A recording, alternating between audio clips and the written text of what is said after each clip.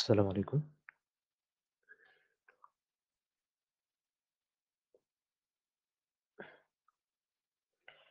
আশা করি আপনারা সবাই ভালো আছেন।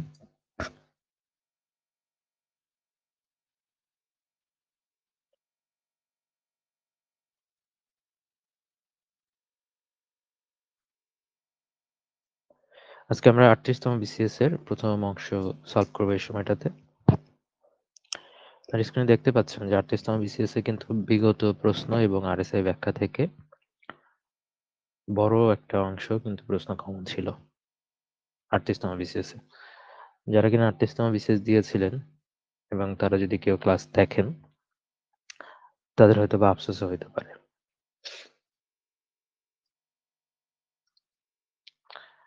দেখেন ১০৭ প্লাস বলা আছে। ১০৭ আমার এক বাক্যে যেগুলো মনে পড়েছে সেগুলোর ক্ষেত্রে আমি এখানে ক্লেম করেছি। এর বাইরেও অনেক কিছু আছে। যখন আমি প্রশ্ন ব্যাখ্যা রেডি করেছিলাম, তখন আমি আরো কিছু প্রশ্ন পেয়েছিলাম। তার মানে ১০৭ প্লাস আছে মানে এর বেশি প্রশ্নও কমন ছিল। ১০৭ প্লাস হইলেও ১০৭ হইলেও তো সেটা খারাপ না। অনেক ভালো একটা কমনের সংখ্যা 50% প্লাস হয়ে গেছে। যাই হোক, শুরু করি তাহলে। ১ম এ বাংলা ভাষা এবং সাহিত্য নিয়ে শুরু হবে। বাংলা ভাষা এবং সাহিত্যের যে ৩৫ টা প্রশ্ন ছিল, ৩৫ টার মধ্যে ২১ টা প্রশ্নই কিন্তু কমন ছিল এখান থেকে। দেখেন ১ম প্রশ্ন বলেছে যে বেগম রোকেয়া। বেগম রোকেয়া থেকে প্রশ্ন হয়েছে, রোকেয়া সাখাওয়াত হোসেনের 'মতিচুর' কোন ধরনের রচনা? এটা একটা প্রবন্ধ। কি এটা? প্রবন্ধ। এখন খেয়াল করেন যে মতিচুরের কিন্তু আরো একটা বিশেষণ আছে। কি বিশেষণ আছে? মতিচুর বেগম রোকেয়া সাখাওয়াত হোসেনের কিন্তু ১ম গ্রন্থ এটা। এটা তার ১ম গ্রন্থ। ১ম গ্রন্থের মধ্যে। তার মানে এভাবেও আসতে পারে।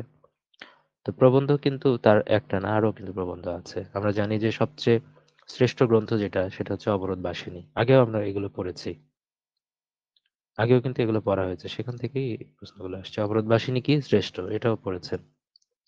তারপরে কি? নারীর অধিকার।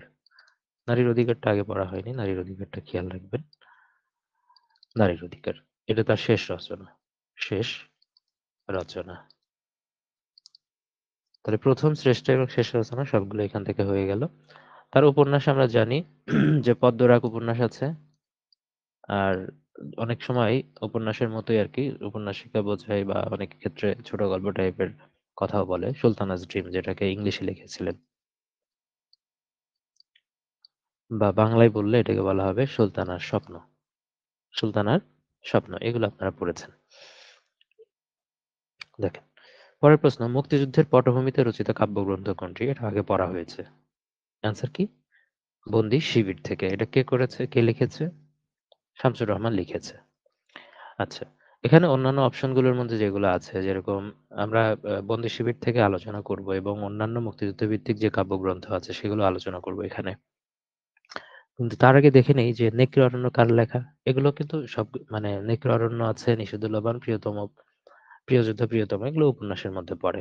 'নেকড়ে অরণ্য' কার? শওকত ওসমানের মুক্তিযুদ্ধ ভিত্তিক উপন্যাস। তারপর 'নিশিদুল্লাহ বান' কার? সৈয়দ শামসুল হকের লেখা। আর 'প্রিয় যোদ্ধা প্রিয়তম' এটা এর আগে আমরা ফেস করি নাই কখনো।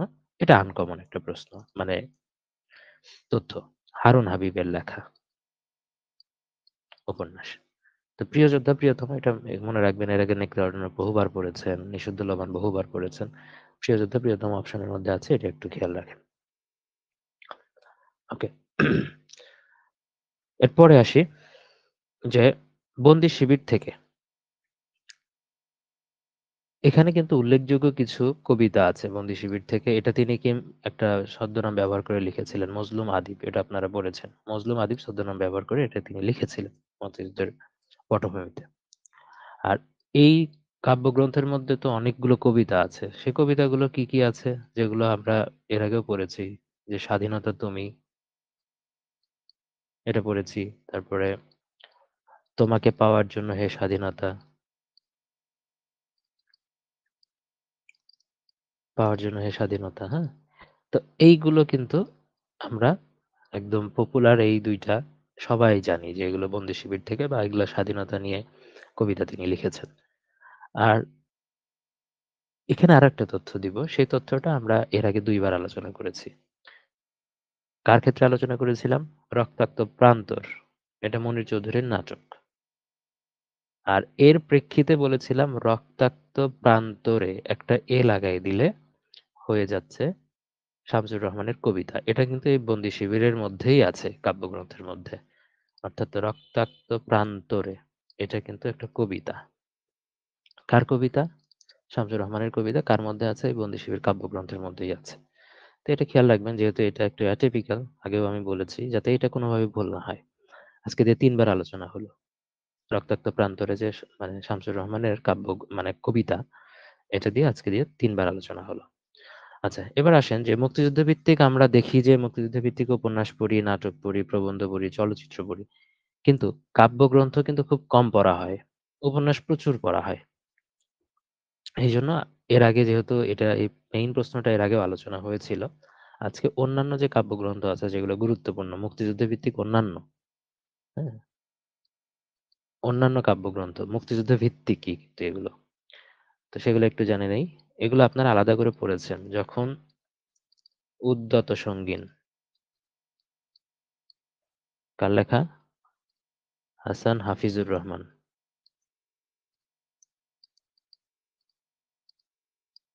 মুক্তিযুদ্ধ ভিত্তিক কাব্যগ্রন্থ। 'আমার প্রতিদিনের শব্দ'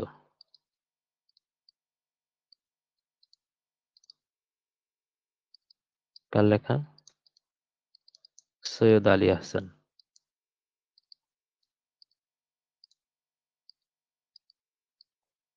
এই ২ টা খুব গুরুত্বপূর্ণ। 'আর্তনাদে বিবর্ণ' ডক্টর মাজহারুল ইসলাম।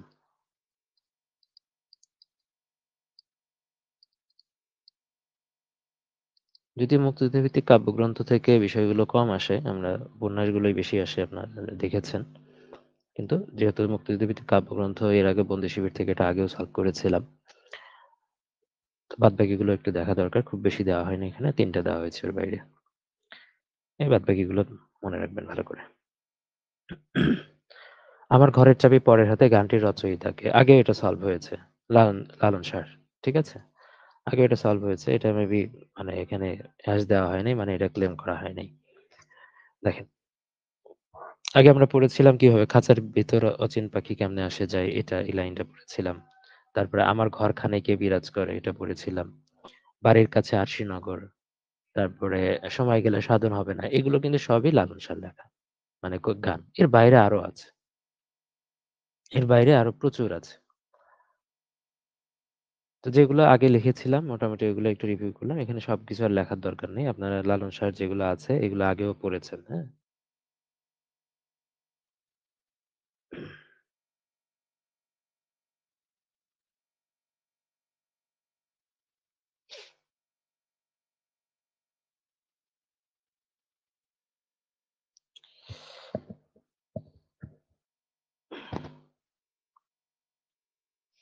ওকে। তারপর আসি 'নদী এবং নারী' উপন্যাসের রচয়িতাকে। 'নদী ও নারী' উপন্যাসের রচয়িতা হলো হুমায়ুন কবির। এখন বাদবাকি যে এই যে এখানে ফজল হবে। বাদবাকি যারা আছে তাদেরও কিন্তু উপন্যাস আছে এবং ১ টা ২ টা হলেও সেগুলো খুব গুরুত্বপূর্ণ। আসেন হুমায়ুন কবির সম্পর্কে 'নদী ও নারী' এটা পড়লেন। হুমায়ুন কবিরের কিন্তু এই 'নদী ও নারীটাই কিন্তু বিখ্যাত। আর বাদবাকি যেগুলো আছে ওগুলো কখনোই মানে ওরকমভাবে বিখ্যাত হয়নি এই উপন্যাসগুলো বা অন্য লেখাগুলো। উপন্যাস যেটা লিখেছেন 'নদী ও নারী' এটা খুবই গুরুত্বপূর্ণ। তবে হুমায়ুন কবিরের সাথে আরেকটা তথ্য ইম্পোর্টেন্ট। সেই তথ্যটা আপনারা কিন্তু আলাদা করে পড়েছেন। পত্রিকার ক্ষেত্রে পড়েছেন। খেয়াল করে দেখেন। তিনি 'চতুরঙ্গ' পত্রিকার প্রতিষ্ঠাতা ছিলেন এবং সম্পাদক ছিলেন। 'চতুরঙ্গ'। যদি আসে যে হুমায়ুন কবির সম্পাদিত পত্রিকা কোনটি? 'চতুরঙ্গ' বা 'চতুরঙ্গ' পত্রিকার সম্পাদক কে? হুমায়ুন কবির। এটা পড়েছেন। তো 'চতুরঙ্গ' পত্রিকা। আর বাদবাকিগুলো আমরা এর আগেও লিখেছিলাম। খেয়াল করে দেখেন। কাজী আব্দুল ওদুদের উপন্যাসের নাম হচ্ছে 'নদীবক্ষে'। আবুল ফজলের ৩ টা উপন্যাস পড়েছিলাম। 'রাঙা প্রভাত', 'চৌচির', 'প্রদীপ', 'পতঙ্গ' খেয়াল করেন। আর রশিদ করিমের এই প্রশ্নটা ২ দিন মানে ২-৩ টা বিসিএস আগেই পড়েছি রশিদ করিমের। 'উত্তম পুরুষ' ছিল প্রশ্নটা। আর ওখানে ব্যাখ্যার মধ্যে 'প্রসন্ন পাষাণও' দেওয়া হয়েছিল। তাহলে রশিদ করিম, 'উত্তম পুরুষ' এবং 'প্রসন্ন পাষাণ' এগুলো তাদের উপন্যাস। এগুলো সবার লিখলাম না। যেহেতু কিছুদিন আগেই লিখেছি জাস্ট রিভিউ করলাম। যাতে আপনারা শুনে এগুলো আবার একটু রিভিউ করতে পারেন। আপনাদের একটু মেমোরাইজটা আবার সব ভালোভাবে হয়ে যায়। আগে তো পড়েছেন, আবার যখন শুনবেন তখন ভালোভাবে মেমোরাইজ হয়ে যাবে। এটাও আগের প্রশ্ন। কোনটি রবীন্দ্রনাথ ঠাকুরের কাব্যগ্রন্থ? শেষ লেখা। শেষ লেখা তার কাব্যগ্রন্থ এবং এটা কিন্তু সর্বশেষ কাব্যগ্রন্থ আমরা জানি। আগেও আলোচনা হয়েছে এটা। আর শেষ প্রশ্ন কি আর শেষ কথা কি? শেষ দিন বলে কিছু নাই। শেষ প্রশ্ন হলো একটা উপন্যাস। কার উপন্যাস? শরৎচন্দ্র চট্টোপাধ্যায়ের উপন্যাস। এটা একটা উপন্যাস। কার লেখা? শরৎচন্দ্রের লেখা। শেষ কথাটা কি? শেষ কথা হলো ছোট গল্প। কার ছোট গল্প?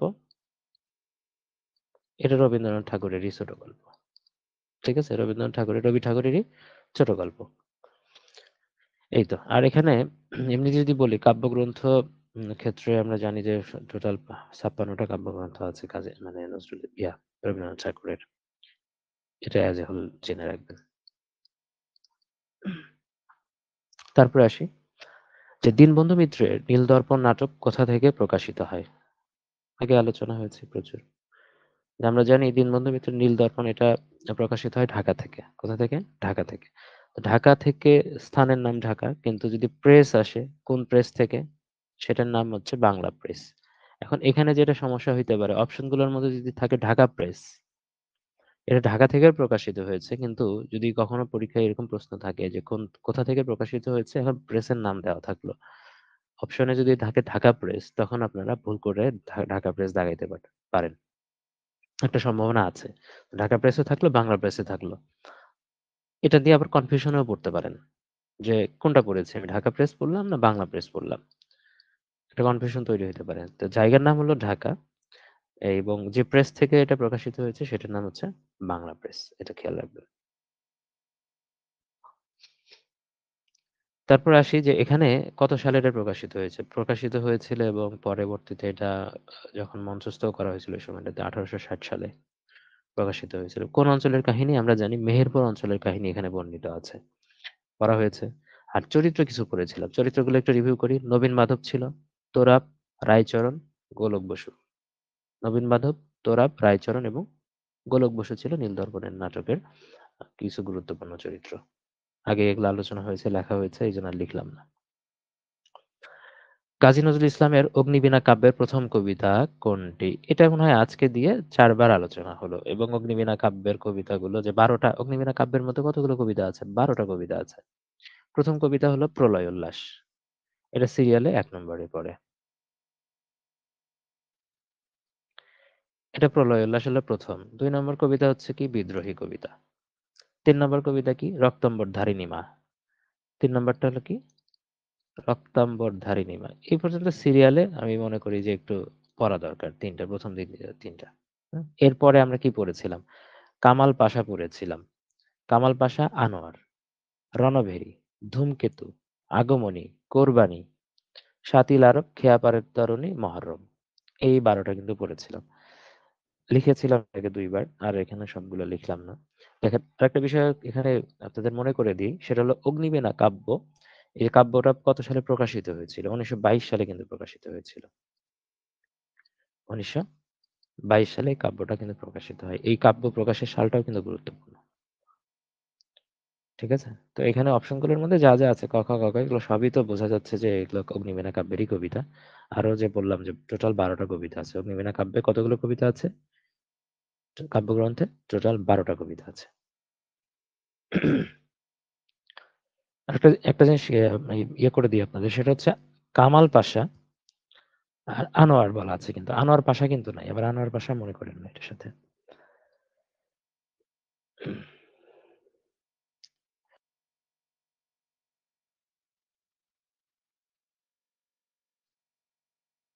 আচ্ছা, পরের প্রশ্নে কোনটি জসীমউদ্দিনের রচনা? জসীমউদ্দিনের রচনা থেকে প্রশ্ন আসে সাম্প্রতিক সময়ে, প্রচুর গুরুত্বপূর্ণ। জসীমউদ্দিন থেকে প্রশ্ন আসেই ঘুরে ফিরে। এখন দেখেন কাজী মীর বস্তানী কার লেখা? আত্মজৈবনিক একটা উপন্যাস। এটা মীর মশাররফ হোসেনের। আশুলি বাকের উপকথা তারাশঙ্করের। তারপরে ভাওয়ালকারের উপাখ্যান আবু জাফর কার লেখা এটা? ভাওয়ালকারের উপাখ্যান এটাও একটা কিন্তু উপন্যাসের মধ্যে পড়ে। শঙ্কর সংকীর্তন, ভাওয়ালকারের উপাখ্যান এগুলো আপনারা পড়েছেন। আসেন যে ঠাকুরবাড়ির আঙ্গিনা। ঠাকুরবাড়ির আঙ্গিনায় এটা এই ধরনের প্রশ্ন এসেছিল ৩৮তম বিসিএস এ ১ম এসেছিল। এর আগে জসীমউদ্দিনের আত্মজৈবনিক মানে আত্মকথা বা এই আত্মকথা টাইপের যে লেখাগুলো আছে এগুলো থেকে প্রশ্ন আসে নাই এর আগে ওইভাবে। এবারই ১ম এসেছিল। সেটা হলো ঠাকুরবাড়ির আঙ্গিনায়। এরপরে আত্মকথা থেকে আবার প্রশ্ন এসেছিল পরের বিসিএস গুলো থেকে। তার মানে আত্মকথাগুলো কিন্তু গুরুত্বপূর্ণ হয়ে যায় ৩৮তম বিসিএস এর পর থেকে দেখা গেল যে প্রায় এগুলো আসছে পরেরগুলোতে। পরের আরো ২ টা বিসিএস এ মেবি আসছে এই টাইপের প্রশ্ন। আত্মকথা। আত্মকথা কি আছে? যাদের দেখেছি। দেখেছি। কোথায় দেখেছেন? এই যে ঠাকুরবাড়ির আঙ্গিনায়। এইভাবে পড়বেন। ঠাকুরবাড়ির আঙ্গিনা। যদিও ওখানে লেখা আছে, আবার লিখলাম একটা কারণে যে এটার সাথে যেন একটু মিলায় দেওয়া যায়। যাদের দেখেছেন ঠাকুরবাড়ির আঙ্গিনায়। ঠিক আছে? তো দেখেছেন যখন আপনার এটা এখনো স্মৃতিতে কিন্তু লেগে আছে। স্মৃতিপটে এখনো কিন্তু জমে আছে। স্মৃতিপটে লেখা যাবে না, স্মৃতিপট। স্মৃতিপটে জমে আছে। আর আরেকটা আছে হলো জীবন কথা। এই সবকিছু আপনার জীবন কথাই তুলে ধরেছেন। এটা আপনার জীবন কথার মধ্যেই পড়ে সবকিছু। দেখেন একটা মিল আছে সবগুলোর সাথে। আত্মকথার মধ্যে পড়ে, আত্মকথার মধ্যে জীবন কথা। এই ৪ টা জিনিস আছে এখানে। এই ৪ টা জিনিস কিন্তু খুবই গুরুত্বপূর্ণ। এখন বাদবাকি যে অন্য অপশন যেগুলো আছে ওগুলোর সাথে আসলে আ সম্পূর্ণ ব্যাখ্যায় যাওয়া দরকার নেই এখন। এজন্য গেলাম না এটা। আচ্ছা। তাহলে এই ৪ টা জিনিস মনে রাখেন খুব ভালো করে। ঠিক আছে? খুব ভালো করে পড়তে হবে।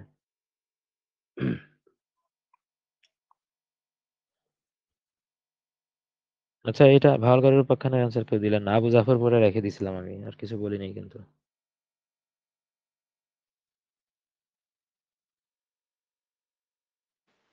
জাফরের সাথে কি লাগবে? শামসুদ্দিন স্যার, আবু জাফর শামসুদ্দিন। গুড। এখন আবু জাফর শামসুদ্দিন এটার সাথে কার নামটা কনফিউশন হইতে পারে বলেন?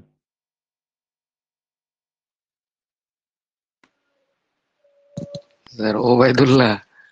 হ্যাঁ, ওবায়দুল্লাহ। এইজন্যই আমি আবু জাফর বলে রেখে দিছি। বাদবাকিটা যেন আপনারা বলেন। আবু জাফর জি স্যার। শামসুদ্দিন একই নাম। আবু জাফর বলে রেখে দিছি। আবু জাফর শামসুদ্দিন এবং আবু জাফর ওবায়দুল্লাহ ২ টা কিন্তু আলাদা ব্যক্তিত্ব। ঠিক আছে? তো শামসুদ্দিন হচ্ছে এই যে ভাওয়ালকরের লিখেছেন। আর কেউ কি আবু জাফর ওবায়দুল্লাহ সম্পর্কে কোনো পরিচয় দিতে পারবেন? যে মানে এর বিপরীতে যে বললাম আবু জাফর ওবায়দুল্লাহ আসলে কে ছিলেন বা কি লিখেছিলেন তিনি? একটা আমরা অলরেডি পড়ে ফেলেছি সেটা। মানে বিগত স্যার বিসিএস এ ওই যে মেবি ১ টা ২ টা বিসিএস উনি থেকে স্যার ওই আসে। যে একটা বিখ্যাত কবিতা ওই যে মা, একটা কি কবিতা, ওই যে শুকনো ফুলে ফুলে নুয়ে পড়েছে লতাটা একটা। আচ্ছা ওটা ঠিক আছে। কিন্তু ওটা যাওয়ার আগে সবার আগে যদি আবু জাফর ওবায়দুল্লাহর কথা যদি জিজ্ঞেস করা মানে কেউ করে আপনার মাথায় সবার আগে আসতে হবে একটা কাব্যগ্রন্থ বা কবিতার নাম। আমি কিংবদন্তির কথা বলছি। ঠিক আছে? সবার আগে এটা আসতে হবে কিন্তু আবু জাফর ওবায়দুল্লাহ। আর তিনি কূটনীতিক ব্যক্তিত্ব ছিলেন তো। আচ্ছা যাই হোক। এটা নিয়ে আগেও আলোচনা হয়েছে। আবু জাফর ওবায়দুল্লাহ নিয়ে আলোচনা হয়েছে। যাই হোক, পরের প্রশ্নে যাচ্ছি আমরা। কত সালে মেঘনাদ বধ কাব্য প্রথম প্রকাশিত হয়? এই সালটা প্রথম আসলে এর আগেও সালটার ক্ষেত্রে আমি বলেছিলাম যখন মাইকেল মধুসূদন দত্ত যখন পড়লাম। দেখবেন তার মেক্সিমাম লেখালেখি কিন্তু ১৮৬০ সালে, ১৮৬১ সালে। এই কাছাকাছি। মেক্সিমাম লেখাগুলো, হ্যাঁ? ১৮৬০ এবং ১৮৬১। এখন যদি আপনাদের বলি যে আলাদা করে সাল পড়বেন কি পড়বেন না। এখানে দেখেন সাল দিয়ে কিন্তু একবার প্রশ্ন এসেছে। আর আমি বলব যে এটা যেহেতু মেক্সিমাম গুলো হচ্ছে ১৮৬০ সালে আছে। মেক্সিমাম গুলো কি? এটা কিভাবে রিলেট করবেন? ওই যে আমি পড়াইছিলাম ১৭৬০ সাল থেকে ১৮৬০ সাল পর্যন্ত ২য় অন্ধকার যুগ বলা হয় বা অবক্ষয় যুগ বলা হয়। কেন বলা হলো ১৭৬০ সালে ভারতচন্দ্র রায়গুণাকর মারা গেলেন এবং মাইকেল মধুসূদন দত্ত ১৮৬০ সালে তার যে লেখাগুলো কিন্তু প্রকাশ করতে থাকলেন। তার মানে মাঝখানের এই ১০০ বছর ছিল অন্ধকার ২য় অন্ধকার যুগ বা অবক্ষয় যুগ ছিল। তার মানে ১৮৬০ সালে তার মেক্সিমাম লেখালেখি কিন্তু প্রকাশিত হয়েছে। যদিও তার আগে একটা ছিল। তার ওই ইংলিশে তিনি লেখালেখি করেছিলেন। ১৮৫৯ সালে তিনি শর্মিষ্ঠা লিখেছিলেন। এর বাইরে বাদবাকি মেক্সিমাম গুলো ১৮৬০ সাল। তাহলে এখানে অ্যান্সার কি ১৮৬০? ১৮৬০ না কিন্তু ১৮৬১ সালে তিনি মেঘনাদ বধ কাব্য এই মহাকাব্যটা রচনা করেছিলেন। আর তার যে সার্থক ট্র্যাজেডি ছিল কৃষ্ণকুমারী এই ২ টা তিনি হচ্ছে এটার অ্যান্সার এইটা আর এর সাথে কৃষ্ণকুমারীটাও এড করে নিবেন। কৃষ্ণকুমারী। তাহলে যেহেতু তার মানে এই ২ টা কিন্তু মোস্ট পপুলার। মেঘনাদবধ কাব্যের জন্য তিনি ফেমাস এবং কৃষ্ণকুমারী এই নাটকটার জন্য তিনি অনেক বেশি ফেমাস। এই ২ টার বাইরে কিন্তু অন্যগুলো কিন্তু অত ফেমাস না। শর্মিষ্ঠা ঠিক আছে, শর্মিষ্ঠা ১ম সার্থক নাটক। এরপরে 3rd ফেমাস ওইটা হইতে পারে। কিন্তু এই ২ টাই হচ্ছে ১৮৬১ সাল।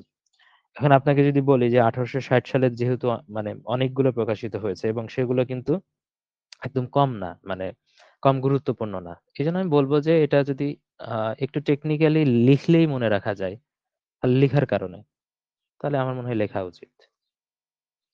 পদ্মাবতী এটা, এটা কি পদ্মাবতী নাটকের মধ্যে পড়ে। তারপরেই লিখব তিলোত্তমা সম্ভব কাব্য। দেখেন এটার সাথে আবার একটু রিলেট করে দিব আমি ২ টার সাথে। কিভাবে রিলেট করে দিব? এই রিলেশনটা আগেও আপনারা পড়েছেন। ওই যখন আমরা বললাম যে অমিত্রাক্ষর ছন্দ মানে এটার প্রবক্তা কে? মাইকেল মধুসূদন দত্ত। আর ওটার ব্যাখ্যাতে আমরা পড়েছিলাম কি?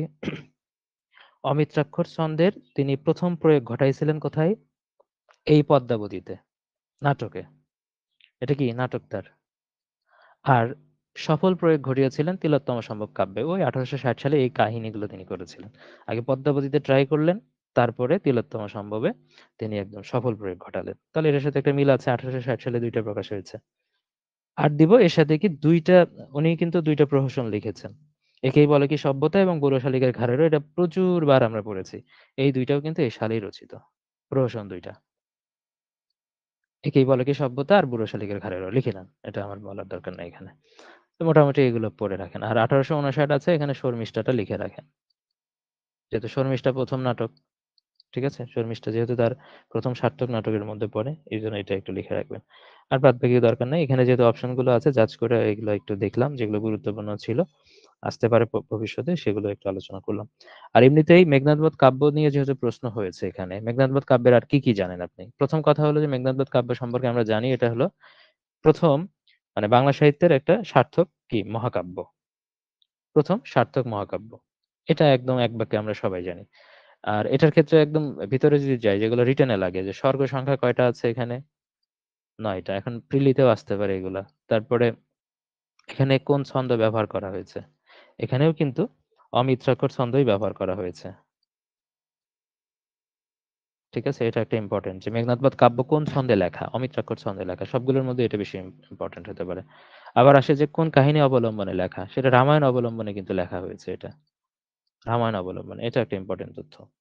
আর এখানে ঘটনা আছে কয় দিনের? আমরা জানি ৩ দিন ২ রাতের। আগেও পড়েছেন এগুলা।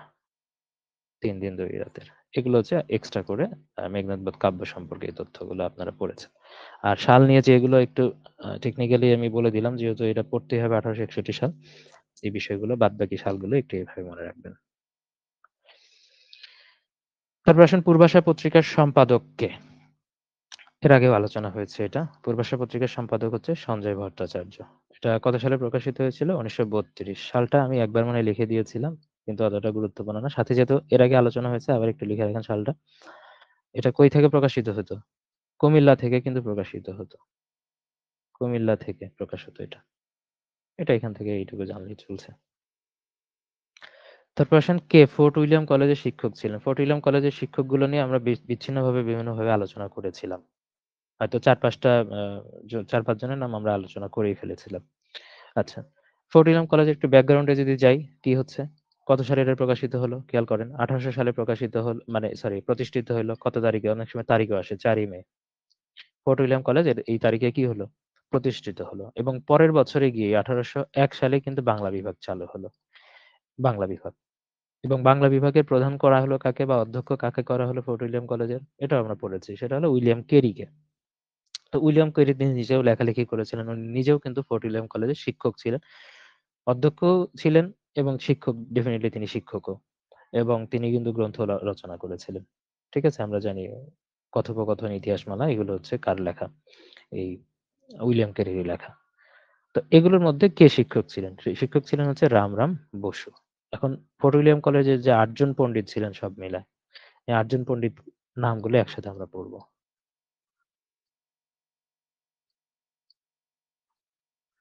আগে আলাদা করে পড়া হয়েছিল। উইলিয়াম কেরি এটা আমরা পড়েছি। তারপরে রামরাম বসু 2nd এই আমরা পড়ি। রামরাম বসু।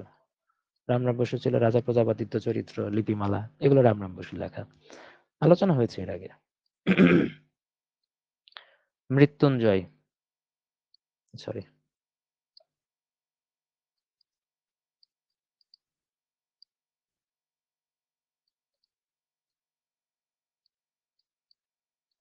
মৃত্যুঞ্জয় বিদ্যালঙ্কার।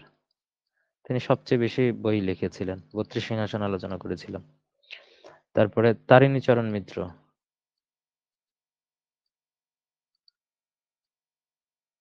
চারটা এখানে লিখলাম, আর চারটা এখানে লিখি। চণ্ডীচরণ মুন্সী,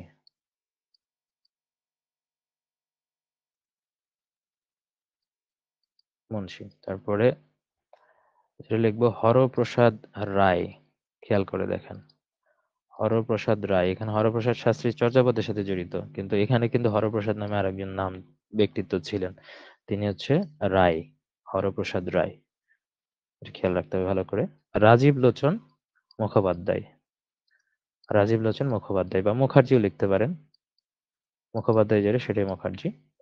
একটা হলো গোলকনাথ শর্মা।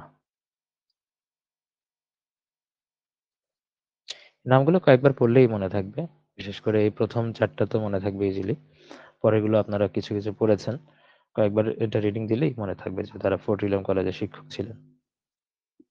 তো হরপ্রসাদ রায়টা ভালোভাবে পড়বেন। হ্যাঁ, যে এই নামেও হরপ্রসাদ শাস্ত্রী আমরা আগে পড়েছিলাম, এই নামেও কিন্তু একজন ফোর্ট উইলিয়াম কলেজের শিক্ষক ছিলেন, মানে রায় আছে এখানে শুধু।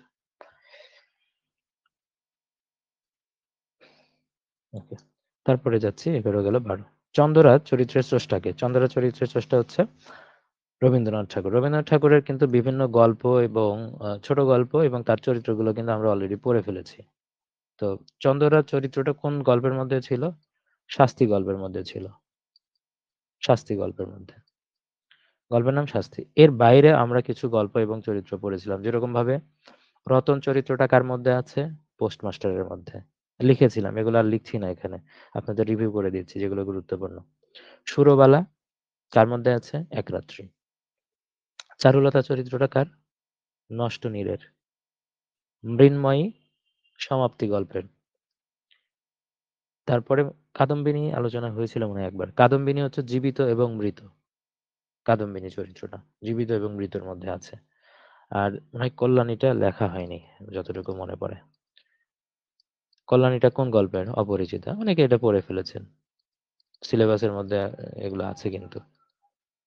অপরিচিতা কল্যাণী চরিত্রটা, এটা যেহেতু একাডেমিক বইয়ে আছে, তো সেই জায়গা থেকে এটা গুরুত্বপূর্ণ, অপরিচিতা।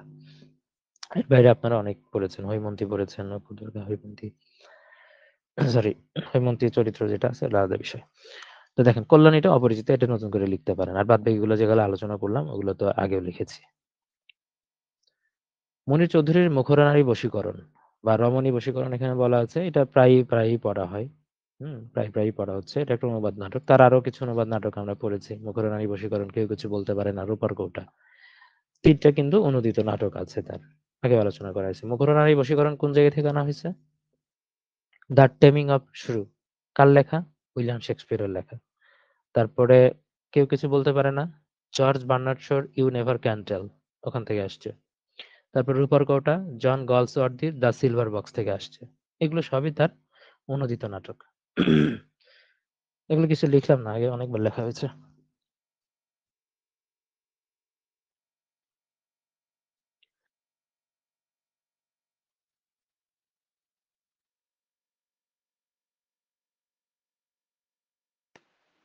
স্যার আপনার কথা শুনে মনে হচ্ছে যে মানে আপনিও স্যার মানে রিপিট বলতে বলতে স্যার আপনিও স্যার মানে বিরক্ত হয়ে গেছেন, এতবার রিপিট হয়েছে।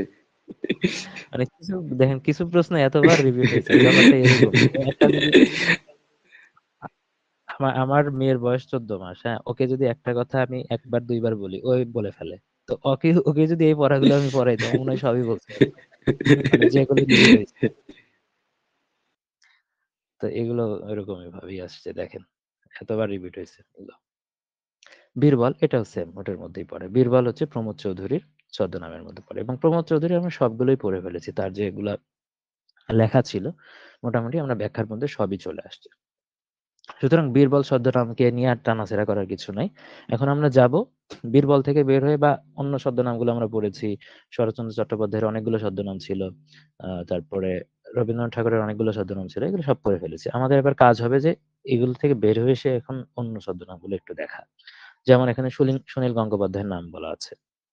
তার কিন্তু ২ টা ছদ্মনাম আছে। নীল লোহিত, সুনীল গঙ্গোপাধ্যায়কে বলে নীল লোহিত, এবং সনাতন পাঠক। সনাতন পাঠক। আচ্ছা, এটা থাকলো। আর অন্য অপশনগুলোর মধ্যে কিছু বের করা যাচ্ছে না। এখন আমরা লিখবো অন্যগুলো। যেগুলো একটু কনফিউশন তৈরি করবে, যেগুলো আপনারা সচরাচর সবই জানেন। মানে এমনি মানে কোন রকম কনফিউশন ছাড়াই আপনারা পারবেন। ওগুলো লিখছি না। যেগুলোতে কনফিউশন হতে পারে। যাযাবর। যাযাবর কার লেখা? বিনয় কৃষ্ণ মুখোপাধ্যায়ের, বা মুখার্জিও লিখতে পারেন, মুখোপাধ্যায়। চিত্রগুপ্ত, বা অনেকে দেখা যাবে যে সবগুলো হয়তো এর আগে পড়েনও নাই। সতীনাথ ভাদুরী। সতীনাথ ভাদুরী আনকমন হতে পারে এবং এখান থেকেও আসতে পারে। সুনন্দ। সুনন্দটা মনে হয় এর আগে লেখা হয়েছিল নারায়ণ গঙ্গোপাধ্যায়। নারায়ণ গঙ্গোপাধ্যায়। জরাসন্ধ।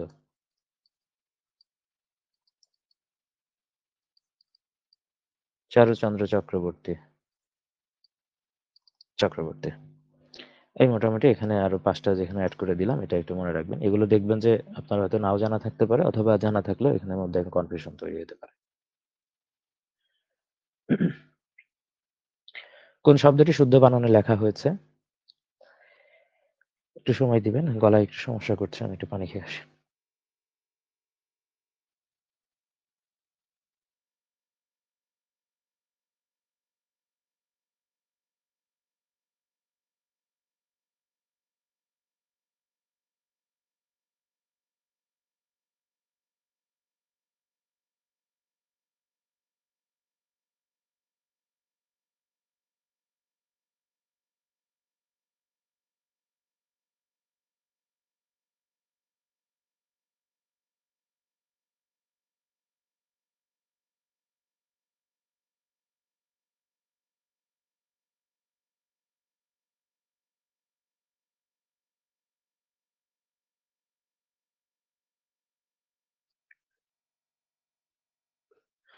কোন শব্দটি শুদ্ধ বানানে লেখা হয়েছে? এখানে ত্রিভুজটা আছে, ত্রিভুজের শুদ্ধ বানানে লেখা আছে। আর বাদবাকিগুলো কি ভুল আছে সেটা দেখি।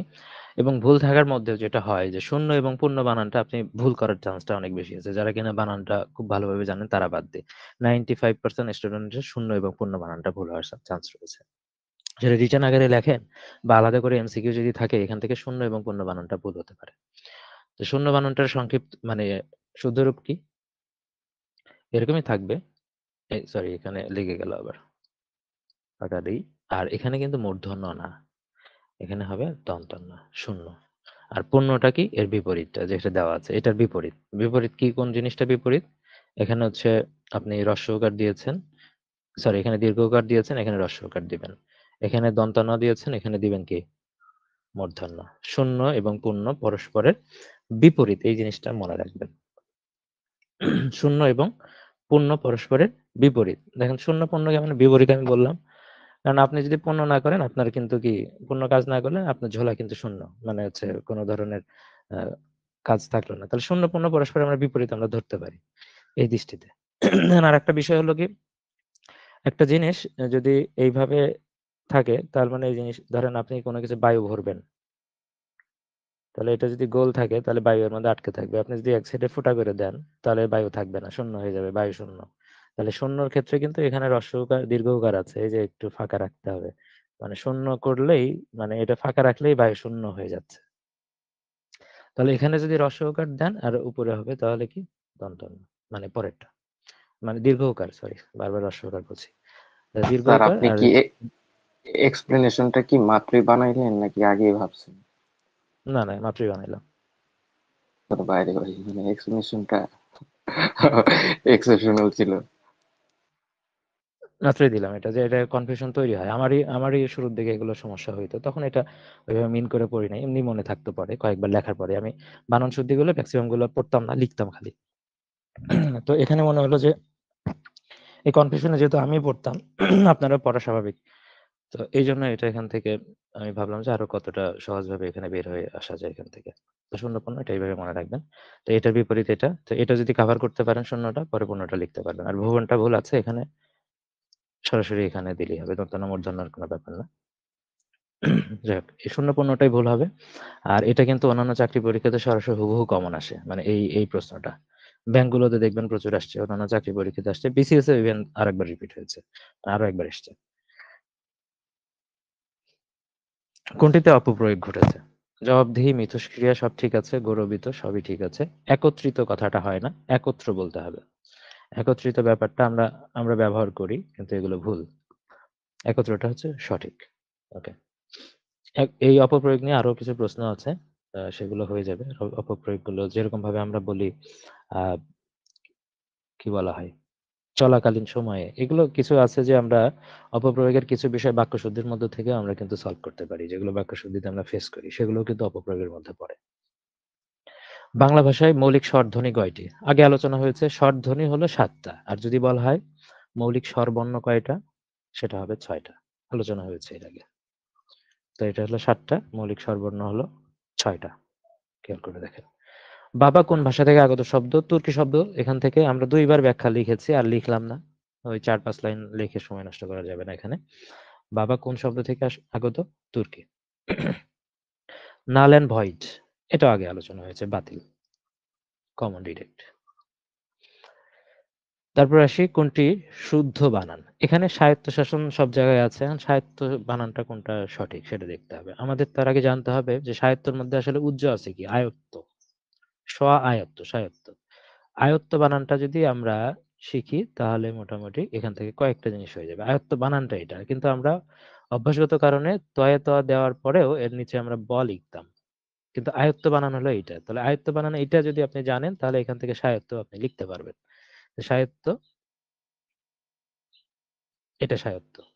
সাহিত্য না থেকে যদি করায়ত্ত থাকে, কর যোগ আয়ত্ত, করায়ত্ত। এটার বানান সেম। তার মানে আয়ত্তটা আপনাকে ফিক্স রাখতে হবে। এটা যদি সঠিক করতে পারেন তাহলে এখান থেকে সায়ত্ত আসছে, এখান থেকে করায়ত্ত আসছে, দুইটাই পারবেন। তাহলে এখান থেকে স্বায়ত্তশাসন বানানটা কোথায় ঠিক আছে? ঘ নম্বরে। স্বায়ত্তশাসন। এটাই। গিন্নি কোন শ্রেণীর শব্দ? গিন্নি একটা অর্ধতৎসম শব্দ, অর্থাৎ তৎসম থেকে যেগুলো একটু পরিবর্তন হয়ে আসছে বাংলায় সেগুলো হচ্ছে অর্ধতৎসম শব্দ। তাহলে অর্ধতৎসম শব্দ আর তৎসম, তার হচ্ছে উৎস তৎসম শব্দ কি, এগুলো একটু জানা দরকার। গিন্নি বাদ দিয়ে আর যেগুলো আছে। অর্ধতৎসম আর তৎসম, তার তৎসম বা সংস্কৃত শব্দ যেটা ছিল। গিন্নি বাদ দিয়ে বাদ বাকিগুলো কি? যেমন জ্যোৎস্না। জ্যোৎস্না এটা তৎসমতে আসলে বানানটা কেমন এটার? জ্যোৎস্না।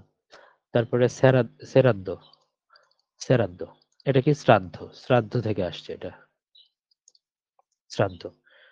বৈষ্ণব, বৈষ্ণব থেকে আসছে। বৈষ্ণব। কুৎসিত, কুৎসিত থেকে আসছে।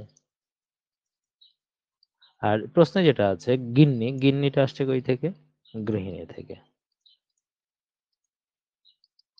এই তো।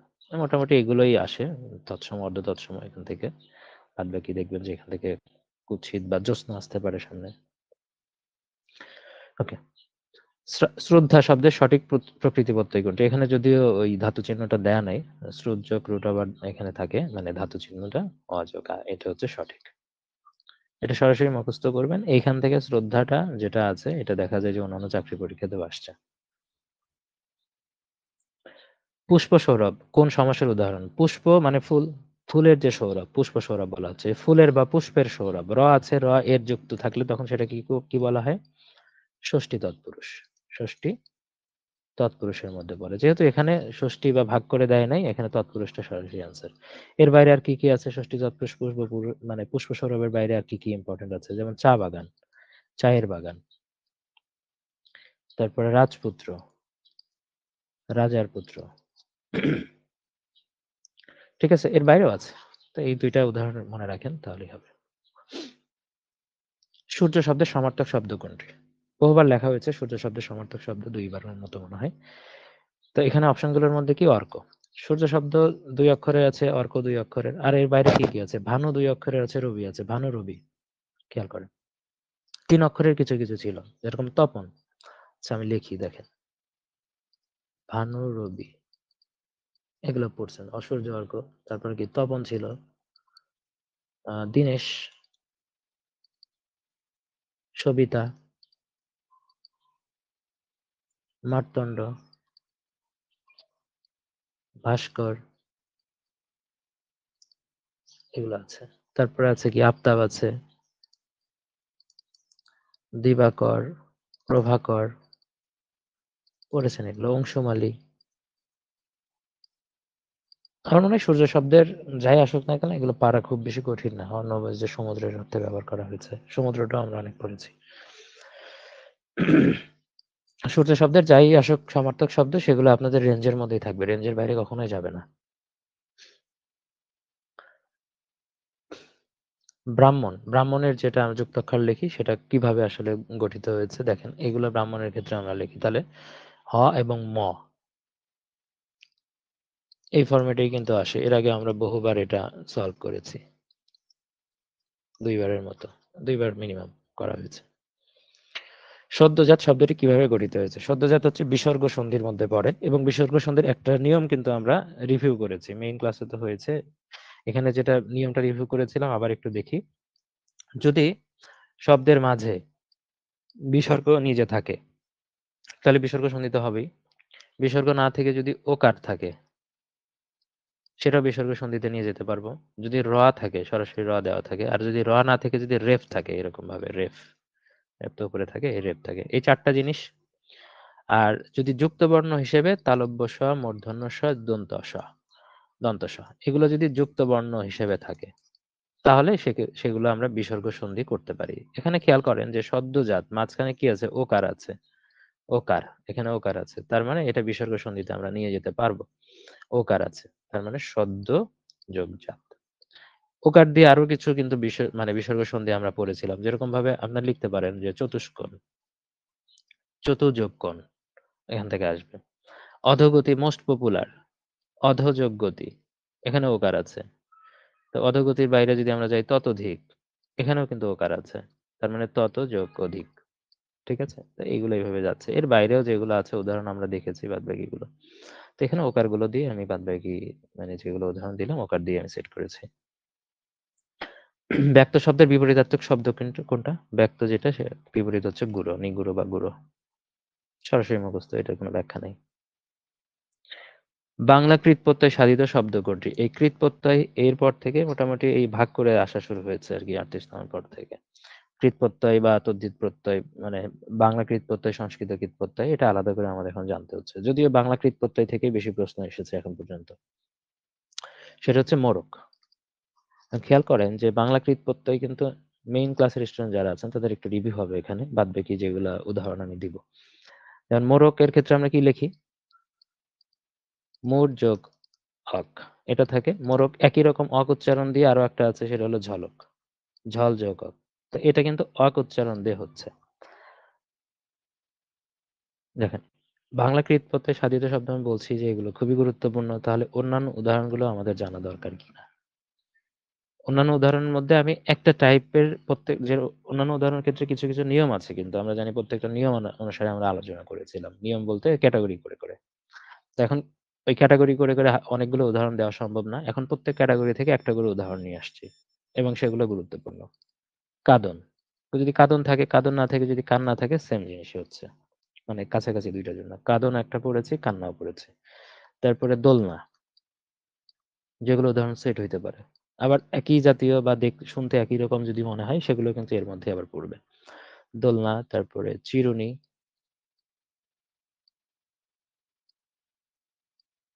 উড়ন্ত, চড়াই, উড়ন্ত যদি থাকে, ডুবন্ত যদি থাকে একই বিষয়। উড়ন্তের সাথে ডুবন্ত মিল হয়। পাকড়াও। এই যে উড়ন্তর সাথে বললাম ডুবন্ত। তো ডুবন্ত আবার এখান থেকে কিন্তু ডুবুরিও আনা যায়। তো ডুবুরিও এর মধ্যে পড়ে। ডুবুরি। তো এখানে যা, যা দিলাম মোটামুটি দেখেন মোস্ট পপুলার উদাহরণগুলো আমি এখানে সেট করে দিলাম যে বাংলা কৃৎপ্রত্যয় সাধিত শব্দ থেকে যদি কোনো এরপরে প্রশ্ন হয় দেখা যাবে যে এখান থেকে আপনার কমন পেয়ে গেছেন কাছাকাছি বিষয়গুলো। কোনটি সার্থক বাক্যের গুণ নয়? বহুবার আলোচনা হয়েছে। এখানে শুধু বানানের মধ্যে যে আকাঙ্ক্ষা, আসক্তি, যোগ্যতা এই ৩ টার দিকে খেয়াল রাখতে হবে। এখানে গ নম্বরে আসক্তি বলেছে, এটা বাদ। এটা গুণ না। আর আকাঙ্ক্ষা কি জিনিস, আসক্তি কি, যোগ্যতা কি, এগুলো আলোচনা হয়েছে। গঠন রীতিতে শ্রীকৃষ্ণ কীর্তন কাব্য মূলত কি? শ্রীকৃষ্ণ কীর্তনের প্রাথমিক কথাবার্তা কিন্তু সব হয়েছে। এবার আসেন যে এর ভিতরে ঢুকতে হচ্ছে, ব্যবচ্ছেদ করতে হচ্ছে। শ্রীকৃষ্ণ কীর্তনে কিন্তু সবই পড়া হয়ে গেছে এখন পর্যন্ত। আম কিন্তু এই ব্যবচ্ছেদটা বাদ ছিল, যেটা কিনা এখানে প্রশ্নটা হয়েছে। গঠন রীতিতে কি ধরনের, আর কি, কি আছে সেগুলো সব জানতে হবে। দেখেন এখানে পদাবলী বলা আছে, ধামালি বলা আছে, প্রেমগীত বলা আছে, নাট্যগীত বলা আছে, নাট্যগীতি। শ্রীকৃষ্ণ কিন্তু এই সবগুলাই, একটা পদাবলীও বলা যায়, ধামালিও বলা যায়, প্রেমগীতও বলা যায়, নাট্যগীতও বলা যায়। কিন্তু টাইপ ভেদে এখানে আনসার হবে। গঠন রীতিতে যেটা বলা আছে বা গঠন রীতি বা আঙ্গিক, সেটা হলো নাট্যগীতি। এই যে আঙ্গিক বা গঠন রীতি, গঠন রীতি অনুসারে এটা, অর্থাৎ এটা আনসার নাট্যগীতি। পদাবলী কোন দৃষ্টিতে বলা হচ্ছে? প্রকরণের দিক থেকে। পদ আছে যেহেতু এই জন্য পদাবলী বলা হচ্ছে। টাইপের দিক থেকে এটা হচ্ছে কি, পদাবলী। ধামালি হচ্ছে রস সঞ্চালনায়, সাহিত্য যে রস থাকে সেই রসের বিচারে এটা দেখতে এক ধরনের ধামালি। আর প্রেমগীত বলা হচ্ছে কারণ শ্রীকৃষ্ণ কীর্তনের মধ্যে কি, হ্যাঁ, প্রেমের কাহিনী আছে না, তাহলে কাহিনীর দিক থেকে এটা হলো প্রেমগীত বা বর্ণনার দিক থেকে, এটাই।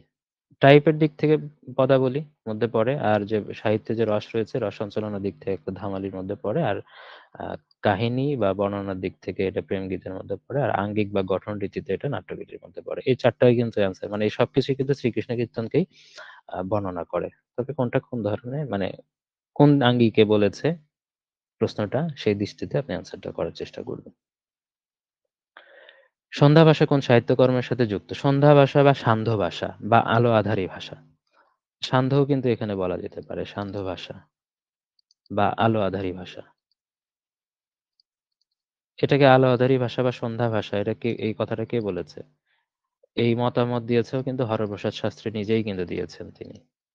হরপ্রসাদ শাস্ত্রী কিন্তু এই কথাগুলো বলেছেন। যদি কখনো আসে যে চর্যাপদের ভাষাকে সন্ধ্যা ভাষা বা আলো আঁধারি ভাষা কে বলেছেন? হরপ্রসাদ শাস্ত্রী এই মতামতটা দিয়েছেন। তো হরপ্রসাদ শাস্ত্রী কার সাথে রিলেটেড? এই চর্যাপদের সাথে, ডেফিনিটলি চর্যাপদ বলা আছে এখানে।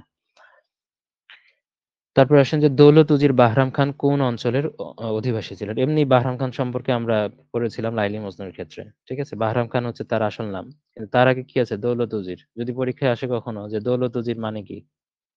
কেউ বলতে পারবেন?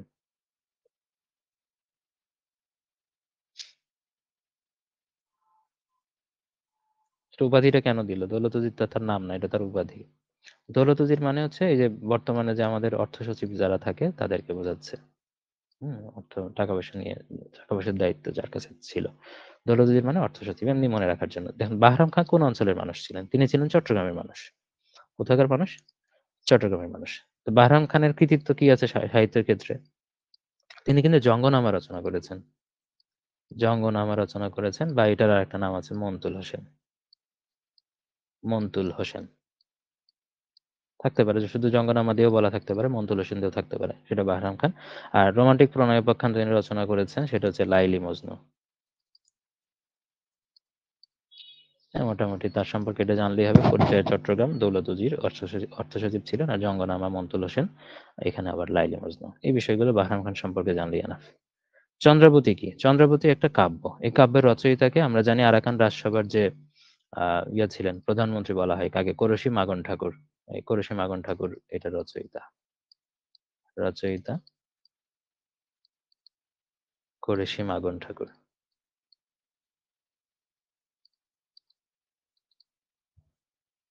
ওকে। চন্দ্রাবতীর সাথে পদ্মাবতী আছে। পদ্মাবতী ২ ধরনের আছে কিন্তু। আলাওলের পদ্মাবতী আছে, আবার ওইদিকে আমরা আজকেই পড়লাম মাইকেল মধুসূদন দত্তের পদ্মাবতী আছে। একটা কাব্য আর একটা হলো নাটক। বিদ্যাপতি কোন রাজসভার কবি ছিলেন? আগেও আলোচনা হয়েছে এটা। বিদ্যাপতি ছিলেন মিথিলা রাজসভার কবি। এবং বিদ্যাপতির কি, কি উপাধি ছিল? আমরা উপাধি যখন আমরা পড়ি, মানে ৪ টা উপাধি কিন্তু পড়েছি এর আগে। উপাধিগুলোর নাম যদি আপনার মনে না থাকে, আবার একটু আলোচনা করছি আমি। কোনটা? কবি কণ্ঠহার, তারপরে অভিনব জয়দেব, যেহেতু তিনি বৈষ্ণব সাহিত্যের সাথে জড়িত ছিলেন এবং বৈষ্ণব পদকর্তা ছিলেন, এটাও আমরা জানি। হ্যাঁ, এটাও ব্যাপারটা জানি। আর কি মৈথিলী কোকিল, যে মিথিলার জন্য তিনি হচ্ছে মৈথিলী কোকিল, তাকে বলা হতো মৈথিলী কোকিল। এই মোটামুটি এগুলো জানি। আরেকটা আছে নতুন, যেটা অ্যাড করে দিয়েছিলাম, কবি বল্লভ। তাকে কিন্তু কবি বল্লভ নামেও ডাকা হয়। এইগুলো উপাধি কিন্তু আছে। এখন মিথিলার কবি, দেখেন উপাধিগুলো দেয় সাধারণত যে রাজসভায় থাকে, রাজসভার যে রাজা থাকে তারাই কিন্তু উপাধিগুলো দিয়ে থাকে সাধারণত।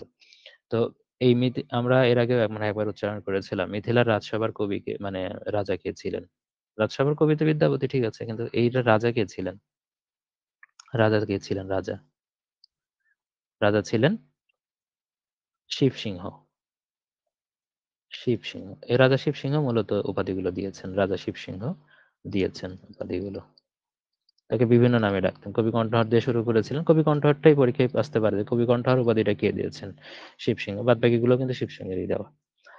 আচ্ছা, তার বিদ্যাপতির এই কথাগুলো কিন্তু আগেও পড়েছি। তাহলে নতুন এখানে কি পড়বো স্যার আমরা? কবি কঙ্কনটা জানি কার নাম, কবি কঙ্কন। মুকুন্দরাম, মুকুন্দরাম চক্রবর্তী। মুকুন্দরাম চক্রবর্তী। শুধু কবি কঙ্কন না, আমরা গতদিন পড়েছি কবি রঞ্জন। কার?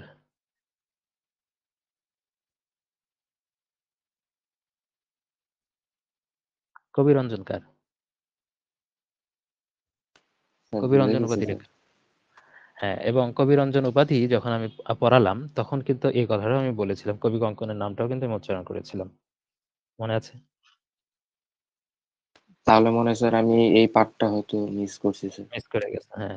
আমরা গতদিন পড়েছিলাম শাক্ত পদাবলীর জন্য বিখ্যাত কে? রামপ্রসাদ সেন। রামপ্রসাদ সেন যখন ব্যাখ্যা দিতে গেলাম, তখন আমরা পড়েছিলাম যে কবি রঞ্জন হলো তার উপাধি। তাহলে কবি রঞ্জন উপাধি হলো রামপ্রসাদ সেনের। তখন এটা বলেছিলাম যে কবি কঙ্কন কিন্তু মুকুন্দরাম চক্রবর্তী। এখানে আবার কবি কণ্ঠহার পাইলাম। আবার কবি বল্লভও পাইলাম। এই কবি কণ্ঠহার, কবি বল্লভ দুটাই বিদ্যাপতির উপাধি। এটা।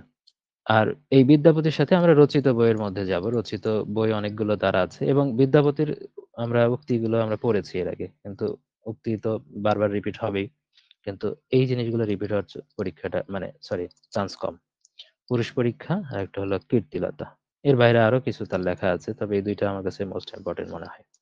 তার রচিত বইগুলো। পুরুষ পরীক্ষা এবং কীর্তিলতা, এই ২ টা মনে রাখবেন। ওকে, বিদ্যাপতি গেল। কোনটি বিদ্যাসাগরের আত্মজীবনীমূলক লেখা? হ্যাঁ, বিদ্যাসাগরের এই প্রশ্ন আগে আলোচনা হয়েছে। আত্মজীবনীমূলক লেখা হয়েছিল এবং শোকগাথা নিয়ে আলোচনা হয়েছিল। আত্মজীবনীমূলক লেখা হচ্ছে এখানে কি আছে? তার আত্মচরিত। এটা। আত্মচরিত তার আত্মজীবনীমূলক লেখা। এবং তার মৌলিক লেখার মধ্যে আমরা পড়েছিলাম প্রভাবতী সম্ভাষণ ছিল, একটা শোকগাথা ছিল।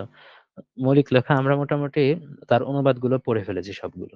যেগুলো অনুবাদ তিনি করেছিলেন বিভিন্ন জায়গা থেকে। কিন্তু আমাদের সবগুলো মৌলিক গ্রন্থগুলো পড়া হয়নি। যেমন আমরা একটু যদি রিভিউ করি এখানে, প্রভাবতী সম্ভাষণ তো আমরা পড়েছি। প্রভাবতী আবার আর লিখতে পারেন চাইলে। কারণ প্রভাবতী সম্ভাষণ যেন ভুল না হয় আপনাদের কখনো যে এটা তার লেখা। খুব ইম্পোর্টেন্ট, রিটেন এর জন্য ইম্পোর্টেন্ট।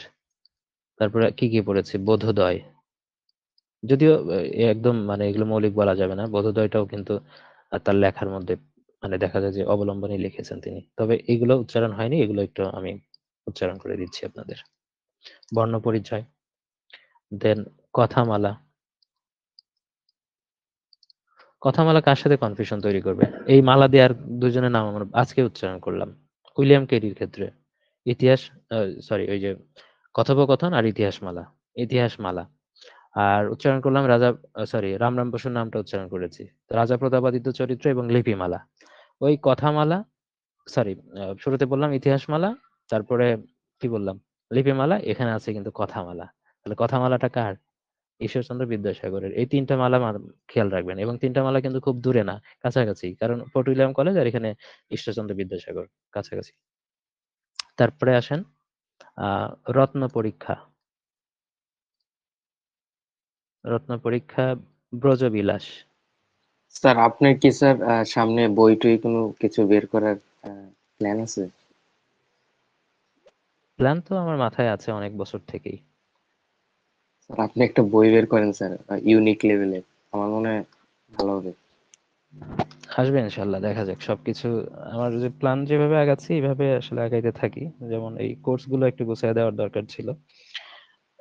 প্রিলির তো মেইন কোর্সটা গুছিয়ে ফেলেছি, ওটা আছে। এইটা যে ইউনিক একটা কোর্স যেটা শুরু করেছি, এটাও সুন্দরভাবে সবগুলো যখন ৪৫ পর্যন্ত শেষ হয়ে যাবে, প্রত্যেকটা বিসিএস যখন হবে তখন একটা করে প্রশ্ন সলভ করলেই নতুন বিসিএস মানে এগুলো এড হয়ে যাচ্ছে। তো এটাও একটা কাজের মধ্যে ছিল, এটা আমি কমপ্লিট করে ফেললাম। এরপরে যখন চাকরিতে ঢুকবো তখন ধীরে ধীরে বই প্রকাশের দিকে যাব। এখন আসলে ওই বই প্রকাশ করতে গেলে এই কাজগুলো আসলে ঢাকা থেকে করতে হয়, বা ওই জায়গা থেকে করাটা খুব বেশি ইজি হয়। এখন যেহেতু মুভমেন্টের মধ্যে নাই আমি, তো এখন যাচ্ছি না। মোটামুটি আমি এগুলো সবকিছু গুছাই নিচ্ছি। বই প্রকাশ হলে খুব দ্রুতই হয়ে যাবে একটা সময়। যখন প্ল্যান নিব আমি, তখন হয়ে যাবে সবই। যাই হোক, এটা খেয়াল রাখেন, ব্রজবিলাস অতি অল্প হইলে আবার কিন্তু আবার অতি অল্প হইলে এরকমও কিন্তু একটা ব্যাপার আছে। ঠিক আছে? তো আমার বই প্রকাশের ক্ষেত্রে একটা ইয়ে ছিল, মানে টার্গেট আছে, যেটা হলো এই ব্যক্তিগতভাবে যদি করি, কোনো পাবলিশারকে দিয়ে যদি না করি, পাবলিশারকে দিয়ে আসলে করার ইচ্ছা নাই। হুম? ব্যক্তিগতভাবে করলে আসলে এটা ওই লাইব্রেরি গুলোতে যাবে না বইগুলা। ঠিক আছে? ব্যক্তিগত এই অনলাইন অর্ডারের মাধ্যমে শুধু নেওয়া যাবে। ভবিষ্যতে এই প্ল্যানটাই আছে। এখন সবাই অনলাইনে কেনাকাটা করে অভ্যস্ত। ওইটার দিকে যেহেতু আমার এই পুরো প্রতিষ্ঠানটাই হচ্ছে অনলাইন ভিত্তিক। এবং অনলাইন ভিত্তিকই থাকবে। ফিজিক্যালি কখনো শুরু করব না ওরকম ভাবে। ঠিক আছে? এটাই থাকবে। আর পরবর্তী কার্যক্রম অনলাইন ভিত্তিকই থাকবে সবকিছু। দেখা যাক। যাই হোক, এটা এই পর্যন্ত আমরা বাংলা সাহিত্যটা শেষ করলাম। বাংলা সাহিত্য শেষ করতে আমার প্রায় ১ ঘন্টা লেগে, মানে বাংলা ভাষা এবং ব্যাকরণ শেষ করতে ১ ঘন্টা লেগে গেছে। কিন্তু লাগুক, এটাতে একটু সময় দিয়ে আমি করাই, সেটা আপনারা জানেন। আমি Facebook লাইভটা এখানে শেষ করে দিচ্ছি। বাদবাকিটা আমাদের ক্লাসরুমে লাইভ হবে।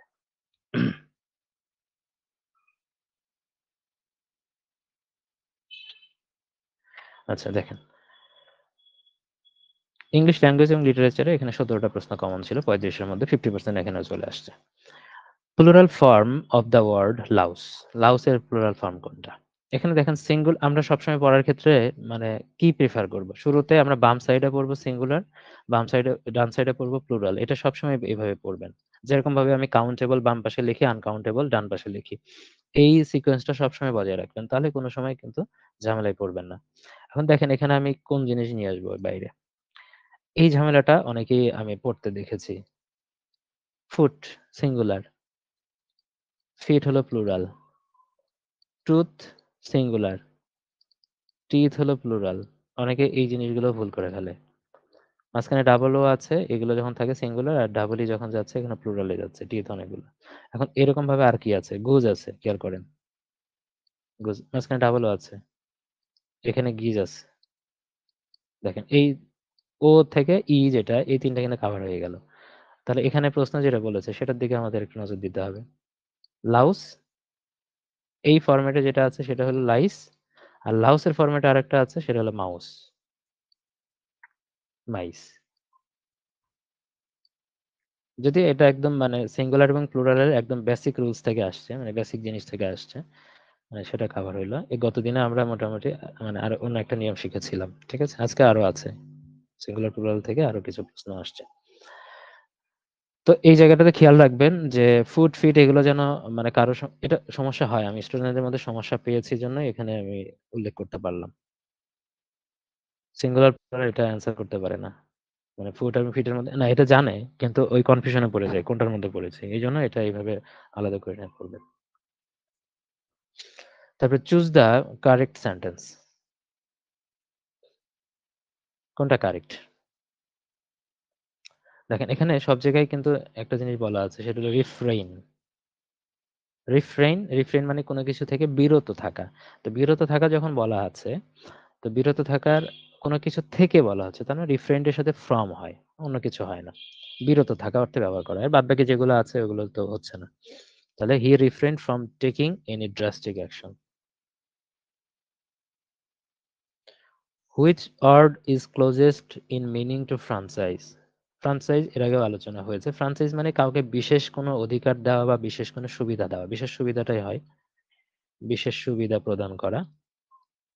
এটা আলোচনা হয়েছে। আর ফ্রাঞ্চাইজের এখানে সিনোনিম কি বা ক্লোজেস্ট কি হইতে পারে? প্রিভিলেজ। প্রিভিলেজ মানে একই বিষয়। মানে কাউকে সুবিধা দেওয়া। আর কি আছে? সিনোনিম এর আগে মনে হয় এগুলো উচ্চারণ করেছিলাম। যেরকম কাউকে পারমিশন দেওয়া মানে পারমিট করা। PRMIT পারমিট করা মানে কি? এটা একটা সুবিধা। অনুমতি দেওয়ার ক্ষেত্রে এটা একটা সুবিধা অর্থে ব্যবহার করা যেতে পারে। তারপর হইতে পারে অথরাইজেশন। আপনি কোনো কিছু মানে অথরাইজেশন, অথরাইজেশন। আপনি অথরিটি থাকলে অথরাইজেশন মানে আপনি অথরাইজ করে দিতে পারেন। তো অথরাইজ করে দেওয়া মানে কি? কোনো কিছু ব্যাপারে সুবিধা দেওয়া। আবার একটা জিনিস আছে যে এই স্যাংশন এইটা দেখে আমরা অনেকে নিষেধাজ্ঞা শুধু মনে করি। তো স্যাংশন এটা কিন্তু নিষেধাজ্ঞা অর্থেই শুধু ব্যবহার করা হয় না। বলে এক দেশ আরেক দেশকে স্যাংশন দিয়েছে। স্যাংশনটা এই অর্থে ব্যবহার করা হলেও বাণিজ্যিক নিষেধাজ্ঞা বা অর্থনৈতিক নিষেধাজ্ঞার ক্ষেত্রে ব্যবহার করা হলেও স্যাংশন মানেও কিন্তু অনুমোদন। ঠিক আছে? স্যাংশন মানেও কিন্তু অনুমোদন। তাহলে এটা খেয়াল রাখবেন যে অনুমোদন মানে হচ্ছে এটাও কিন্তু ওই বিশেষ সুবিধা দেওয়ার জন্য অনুমোদন এটার মধ্যেও পড়ে কিন্তু। তো সিনোনিম হিসেবে এগুলো কিন্তু ব্যবহার করা যাবে। Once in a blue moon মানে কি? নীল চাঁদ। Once in a blue moon একদা নীল চাঁদ। ঠিক আছে? নীল চাঁদে। মানে এটা খুব কম দেখা যাবে, হ্যাঁ? আকাশের চাঁদ। ঠিক আছে? তাহলে এখানে ভেরি রেয়ারলি কদাচিৎ অর্থে এটা ব্যবহার করা হচ্ছে। কদাচিৎ। তো কদাচিৎ মানে একদম খুব রেয়ারলি যেটা দেখা যায়। আর এটা থেকে একটু লাইট করি যদি তাহলে আরেকটা জিনিস লেখা যায় এর কাছাকাছি একই জিনিস। Once in a while.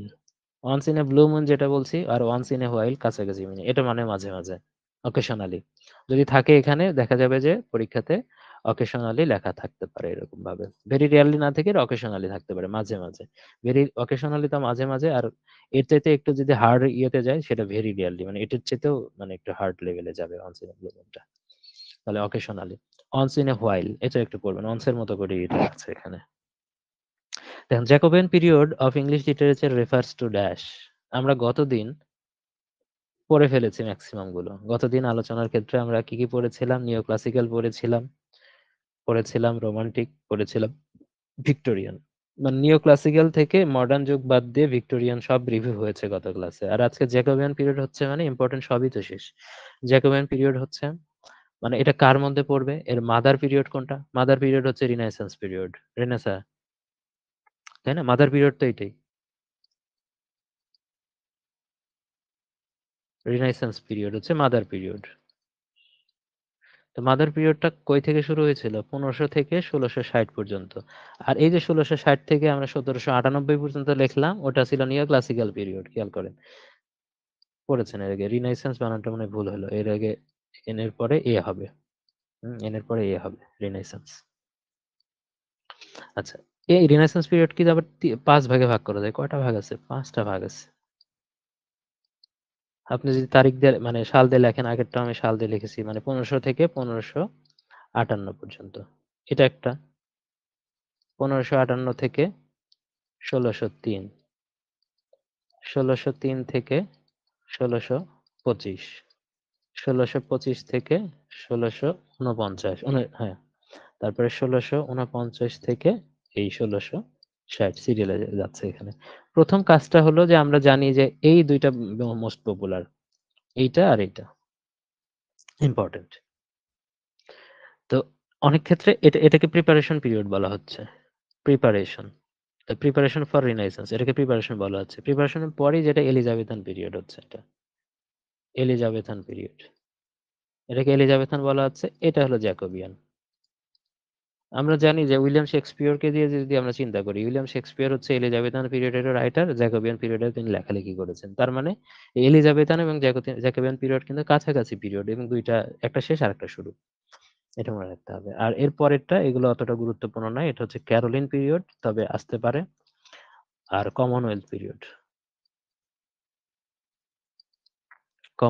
Period এই তো এই রিনাইসেন্স পিরিয়ডের পুরোটা কভার হয়ে গেল তার মধ্যে এটা সবচেয়ে এই দুইটা বেশি সবচেয়ে গুরুত্বপূর্ণ আচ্ছা তাহলে জ্যাকোবিয়ান পিরিয়ড কাটার মধ্যে যাচ্ছে 1603 থেকে 1625 a retired officer lives next ডোর হ্যাঁ লাইভ নেক্সট ডোর এখানে বলা আছে রিটায়ার্ডটা কোনটা কি এখানে এখানে বলছে এ রিটায়ার্ড অফিসার অফিসার সম্পর্কে একটা অতিরিক্ত তথ্য দিয়েছে তার মানে অফিসারকে মডিফাই করেছে অবসরপ্রাপ্ত অফিসার তো এখানে বাংলা মিনিং করেই আনসার গুলো পাওয়া আছে এখানে ওই জটিল চিন্তা ভাবনায় যাওয়ার দরকার নেই তো যেটা নাউনকে মডিফাই করলো অফিসার সম্পর্কে একটা নতুন তথ্য দিল হ্যাঁ তার ডেফিনেটলি এটা একটা কি অ্যাজেক্টিভ নাউনকে মডিফাই যে করে সেই অ্যাজেক্টিভ তার অ্যাজেক্টিভ তো এখানে নাই আর অ্যাজেক্টিভের মতো যেটা কাজ করে সেটা হলো পার্টিসিপল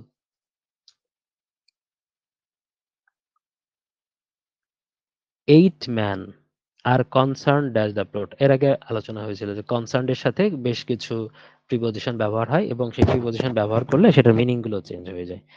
এখানে সাজানোই আছে উইথ, ইন, ফর সবগুলো সাজানো আছে। যদি কনসার্ন এর সাথে উইথ হয়, এটা মনে রাখবেন সবগুলোই কিন্তু ব্যবহার হয়। ইনও ব্যবহার করা যায়, ফরও ব্যবহার করা যায়। কনসার্ন সবগুলোর ক্ষেত্রে আমরা লিখতে পারি কোনো বিষয়ে বা কোনো জিনিসে যদি আপনি আগ্রহী হন, আগ্রহী, সেক্ষেত্রে কনসার্নড উইথ, আগ্রহী, এটা খেয়াল রাখতে হবে। আগ্রহীটা এখানে মেইন শব্দ। আর কোনো বিষয়ে যদি আপনি জড়িত থাকেন, জড়িত বা আপনার সংশ্লিষ্টতা থাকে বা কারো সংশ্লিষ্টতা থাকে, তাহলে সেক্ষেত্রে হবে কনসার্নড ইন।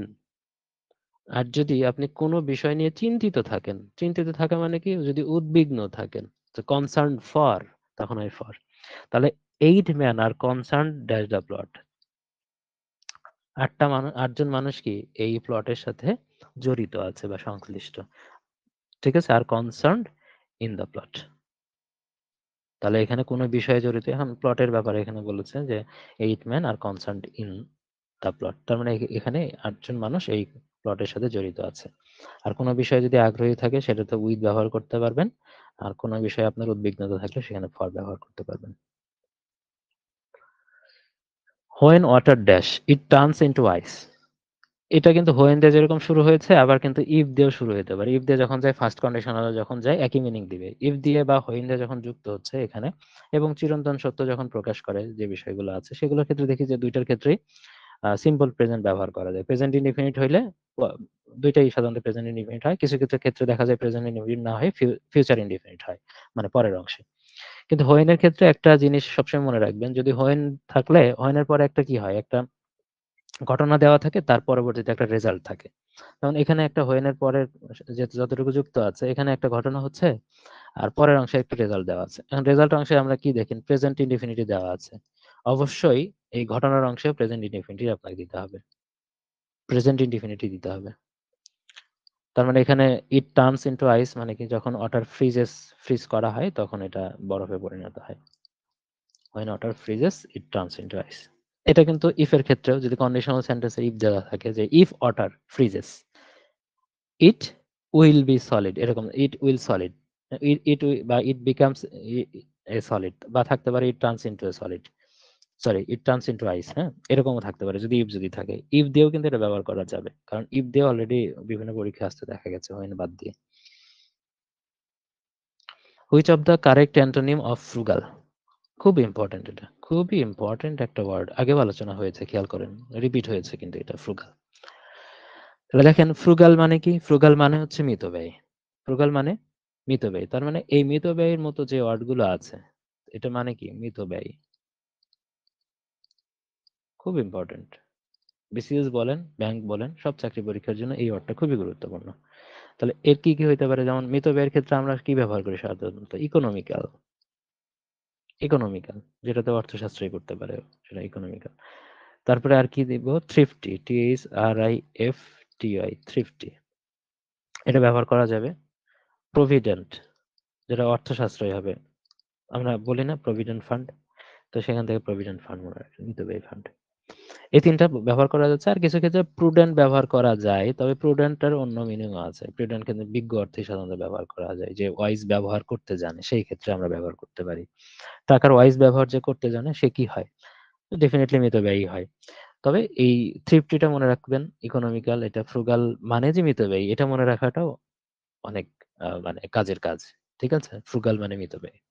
এখন ফ্রুগালের বিপরীত হচ্ছে কি, অমিতব্যয়ী, যে প্রচুর খরচ করে, সেটা হচ্ছে স্পেন্ড ড্রিফট। হ্যাঁ, স্পেন্ড ড্রিফট, এই যে স্পেন্ড আছে আর ড্রিফট, স্পেন্ডের সাথে থ্রিফট দেওয়া আছে। হ্যাঁ, থ্রিফট, যে স্পেন্ড থ্রিফট, এখানেও কিন্তু থ্রিফটি আছে, যে শুধু থ্রিফটি মানে, শুধু থ্রিফটি মানে কি, থ্রিফট থেকে থ্রিফটি আসছে, থ্রিফটি মানে হচ্ছে মিতব্যয়ী, মিতব্যয়ী এটা। আর যে স্পেন্ড করে, টাকা খরচ করে বেশি, তাকে বলা হবে অমিতব্যয়ী, স্পেন্ড। তারপরে অমিতব্যয়ী অর্থে ব্যবহার করা হচ্ছে। এখন এটার সাথে কি কি যাচ্ছে, এটার সিনোনিম কি কি হইতে পারে, এটা সিনোনিম গুলা যেরকম ভাবে প্রোডিগাল, প্রোডিগাল, এটার সিনোনিম হচ্ছে এক্সট্রাভেজেন্ট, এক্সট্রাভেজেন্ট, প্রোডিগাল দিয়েও কিন্তু পরীক্ষা আসছে। তারপরে ল্যাভিশ, LAVISH, তার মানে এরা পরস্পরের সিনোনিম, আবার এরা এরা এদের সিনোনিম পরস্পরের, আর এরা পরস্পরের অ্যান্টোনিম। ঠিক আছে? এখন যেকোনো জায়গা থেকে কিন্তু হইতে পারে। এখান থেকে প্রডিগালও নিতে পারে, এখান থেকে থ্রিফটিও নিতে পারে। করা যাবে। এখান থেকে ইকোনমিক্যাল নিয়ে এখান থেকে প্রডিগাল নিয়েও অ্যান্সার করা যাবে। অমিতব্যয়ী এটা। খুব important. Take the bull by the horns. এর মানে কি? To challenge the enemy with courage. Take the bull by the horns. ঠিক আছে? এখন এটা যদি আমরা অন্যভাবে চিন্তা করি, বুল মানে কি ষাঁড় হয়। এখন ষাঁড়কে যদি আপনি তার ওই শিং ধরে নিয়ে যেতে চান, তাহলে এটা সাহসের কাজ না? আপনাকে কিন্তু গোতায় ফেলে দিবে। ষাঁড়ের যদি শিংয়ের কাছে যান, গোতায় ফেলে দিবে না? আঘাত করবে আপনাকে। এখন যদি আপনি ওই হর্ন ধরে যদি একটা যদি বুলকে নিয়ে যেতে চান, দড়ি না ধরে, গলায় দড়ি না দিয়ে, তাহলে ডেফিনিটলি এটা অনেক বড় সাহসের কাজ। তার মানে এটা এখান থেকেই আসছে যে কিছু জিনিস আছে এভাবে বিশ্লেষণ করে সঠিক আনসার নিয়ে আসতে পারবেন। To challenge the enemy with courage. ঠিক আছে? আপনি এই কাজটা করছেন যেটা। I still have dash money. এই যে কাউন্টেবল এবং আনকাউন্টেবল এর ক্ষেত্রে যে কিছু মার্কার ব্যবহার করা হয়, কাউন্টেবল, আনকাউন্টেবল, আগেও আলোচনা হয়েছে এটা। ফিউ এবং লিটল এর মধ্যে এখানে আমরা ফিউ ব্যবহার করি, এই পাশে ব্যবহার করি লিটল। এই পাশে ব্যবহার করি মেনি, এই পাশে ব্যবহার করি মাচ। যেটা আগে সেটা আগে। এফ আগে, এল পরে। এম, দুই জায়গায় এম আছে, এখানে এটা আগে আছে এই জন্য আগে লিখেছি, ইউটা পরে আছে পরে লিখেছি। তাহলে বাম পাশে কাউন্টেবল, ডান পাশে হচ্ছে আনকাউন্টেবল। তাহলে এখানে খেয়াল রাখতে হবে মানি, মানি কিন্তু একটা আনকাউন্টেবল নাউন। ঠিক আছে? তো আনকাউন্টেবল নাউনের ক্ষেত্রে হবে হয় লিটল না হলে মাছ। এখানে কি আছে? লিটল আছে। তাহলে এ লিটল।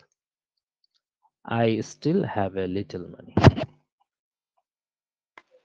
স্যার এই ক্ষেত্রে আমার একটা কনফিউশন হয় যে মানে ফিউ আর এ ফিউ আর লিটিল আর এ লিটিল, মানে এই দুইটা আসলে আমি কখন সেন্টেন্সটা ইউজ করব, মানে এবং এই দুইটার মধ্যে আসলে পার্থক্যটা কোথায়, মানে মেইন পার্থক্যটা কোথায়? এ ফিউ আর আচ্ছা, ফিউ, এ লিটিল হ্যাঁ, আর লিটিল। বুঝতে পেরেছি। এ ফিউ এবং ফিউ, দেখেন ফিউ থাকে, এ ফিউ থাকে, আবার ডি ফিউ থাকে। হ্যাঁ, ফিউ মানে অল্প সংখ্যক, মানে একদম নেই বললে চলে। হ্যাঁ, একটা ধরেন নেতিবাচক একটা মানে সেন্স দেয়। ঠিক আছে? ধরেন আপনি যদি বলতেন যে আই হ্যাভ ফিউ মানি, আর সরি ফিউ তো বলা যাবে না, লিটল বলতে হবে। আই হ্যাভ লিটল মানি, ধরেন এখান থেকে উদাহরণই দিচ্ছি। আর যদি আর বলি এ লিটল মানি, যে আই হ্যাভ, স্টিল বাদ দিলাম, স্টিলটা একটা অতিরিক্ত ওয়ার্ড, ওটা ইউজ করলে হয় না করলে হয়, কারণ আই হ্যাভ লিটল মানি যদি বলা হয়, আই হ্যাভ লিটল মানি, আমার অল্প কিছু মানে অল্প টাকা আছে। ঠিক আছে? অল্প মানে অল্প সংখ্যক। আর যদি বলা হয় আই হ্যাভ এ লিটল মানি, এই লিটলটা যখন মানে সরাসরি লিটল ব্যবহার করছেন, কিঞ্চিত অর্থে ব্যবহার করা হচ্ছে। কিঞ্চিত মানে কি? ধরেন ৳১ ৳২ এরকম। আর এ লিটল বলতে একদম অত গরিব না। ঠিক আছে? অত গরিব না, সামান্য পরিমাণ। তো সামান্য পরিমাণ যদিও কিঞ্চিতের সাথে আমরা যদি বাংলা মিনিংটা আমরা মিলাইতে যাই, তাহলে কিন্তু কাছাকাছি মনে হতে পারে। যেটা কিঞ্চিত সেটা সামান্য পরিমাণ। কিন্তু কিঞ্চিত বলতে একদম গরিব অবস্থা। অর্থাৎ এটা নেতিবাচক অর্থে আমরা ব্যবহার করতে পারব। নেতিবাচক। আর এটা আমরা মোটামুটি একটু পজিটিভ, মানে ওইটার চাইতে ভালো। মানে ওইটার চাইতে অবস্থা যখন ভালো হবে, আপনাকে যখন বলা হবে তোমার টাকা আছে কিনা? যখন আপনি বলবেন I still have a little money, কিছু টাকা তো আছেই। তো আপনি কিছু টাকা তো আছেই এভাবেই তো বলবেন না? তো কিছু টাকা তো আছে মানে আমার কাছে আছে। তার মানে আপনি একটু পজিটিভ ভাইব টাই দিচ্ছেন। আর যখন বলবেন I have little money, আমার টাকা-পয়সা নাই। মানে এরকম একটা অর্থেই কিন্তু ফিল হয়। ঠিক আছে? এটা মনে রাখবেন যে যখন লিটল ব্যবহার করা হচ্ছে তখন নেতিবাচক অর্থে। আর এ লিটল যখন ব্যবহার করা হচ্ছে, মানে লিটল এর আগে এ ব্যবহার করবেন, মানে ওর চাইতে একটু বেশি কিছুই আছে। এটা মনে রাখবেন। লিটল সিঙ্গেল ব্যবহার করছেন। মানে আর এর এর আগে যেহেতু আর এ ব্যবহার করলেন, মানে অতিরিক্ত কিছু একটা যোগ করেছেন। ধরেন লিটল যদি ৳১ হয়, এ লিটল ব্যবহার করছেন, এ ব্যবহার করার কারণে এ টাকা আবার ১ করেন। ১ × ২ টাকা। তো মনে করবেন যে এটার চাইতে এটা বড়। ঠিক আছে? এইটা। লিটলটা একদম নেগেটিভ সেন্স এ যাবে। ঠিক আছে? আরেকটা জি স্যার, থাকে থ্যাংক ইউ স্যার। এই একইভাবেই তো এই ফিউ আর এ ফিউ দুইটাই ঠিক না? হ্যাঁ, হ্যাঁ, ফিউ এ ফিউ একই, একই একই, সেন্স। একই বিষয়। একই সেম।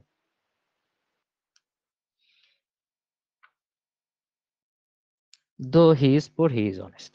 এখানে কি বলেছে কি কম্পাউন্ডে গেছে। কম্পাউন্ডে তো আমরা জানি সেন্টেন্সের স্ট্রাকচার ভাগ হয়ে যায়। তাহলে he is poor but honest. এটা কমপ্লেক্সে দেওয়া আছে। এটা এতে করতে বলেছে কম্পাউন্ডে।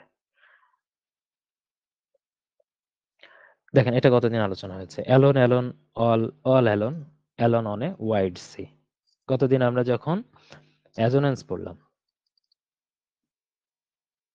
মানে রিপিটেশন অফ ভাওয়েল, অ্যাজোনেন্স, আর রিপিটেশন অফ কনসোনেন্ট, অ্যালিটারেশন ছিল, আবার কনসোনেন্সও ছিল সেটার সাথে আছে। তো ওটার উদাহরণের মধ্যে কিন্তু এটা পড়েছিলাম, এবং সাথে ওই water,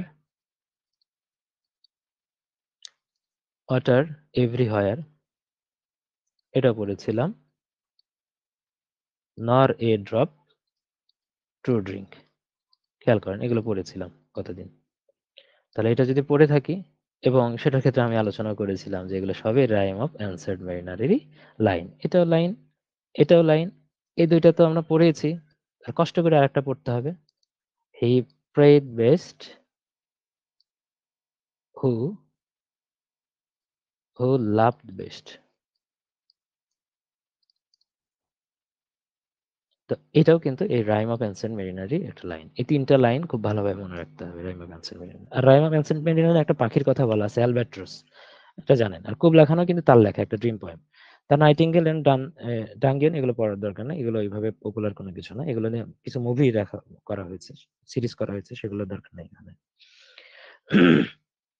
for God's sake hold your tongue and let me love. দোহাই লাগে তোমার মুখটা বন্ধ করে আমাকে, এটাই কথা বলেছে আর কি, ভালোবাসা নিয়েই এই কথাগুলো বলেছে। তো ভালোবাসা নিয়ে যেহেতু কথা বলেছে, তাহলে এইটার রাইটার কে হবে? ভালোবাসার কবি যে থাকবে, অর্থাৎ জন ডানের কথা বলা হচ্ছে। জন ডান, তাকে বলা হয় poet of love, poet of love. তার জন ডানের তো পোয়েট অফ লাভ, যেহেতু পোয়েট বলা আছে, তার মানে ডেফিনেটলি তিনি পোয়েম লিখেছেন। আর এটা কোন পোয়েম থেকে আসছে? এটা আসছে ক্যানোনাইজেশন থেকে। ক্যানোনাইজেশন, ক্যানোনাইজেশন এমনি কবিতা হিসেবে অতটা ফেমাস না পরীক্ষায় আসার মতো, তবে এইটার কারণে, এই লাইনটার কারণে কিন্তু ফেমাস। তাহলে ক্যানোনাইজেশনের মধ্যে আছে কি, এই লাইনটা আছে। এবং এই উক্তিটার ব্যাপারটা কিন্তু রবীন্দ্রনাথ ঠাকুর তার শেষের কবিতার মধ্যেও কিন্তু এটা উল্লেখ করেছেন, হ্যাঁ, যদি কখনো আসে এরকম এই সেন্স থেকে। আচ্ছা, আর তার আর কি কি কবিতা আছে? আদার পোয়েম, আদার পোয়েম ওটা বাদ দিয়ে যেটা আমরা পড়ি যে গুড মরো, গুড মরো খুব ইম্পর্টেন্ট এটা। দ্য সান রাইজিং, এটা টুইকনাম গার্ডেন, আর for home the bell tools,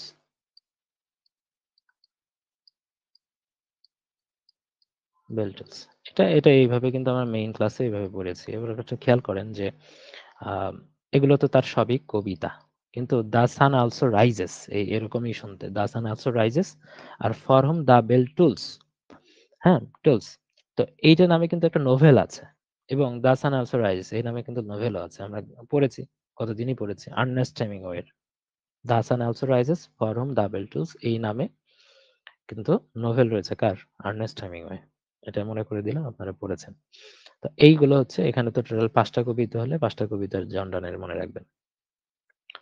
তারপর tourist dash their reservation well in advanced if they want to fly to Cox's Bazar. আগে আলোচনা হয়েছে যে টুরিস্ট হ্যাড বেটার গেট, ঠিক আছে, হ্যাড বেটার থাকলে এর সাথে কি হয়, প্রেজেন্ট ফর্মটা ব্যবহার করা হয়। আগে এটা আলোচনা হয়েছে 2বার।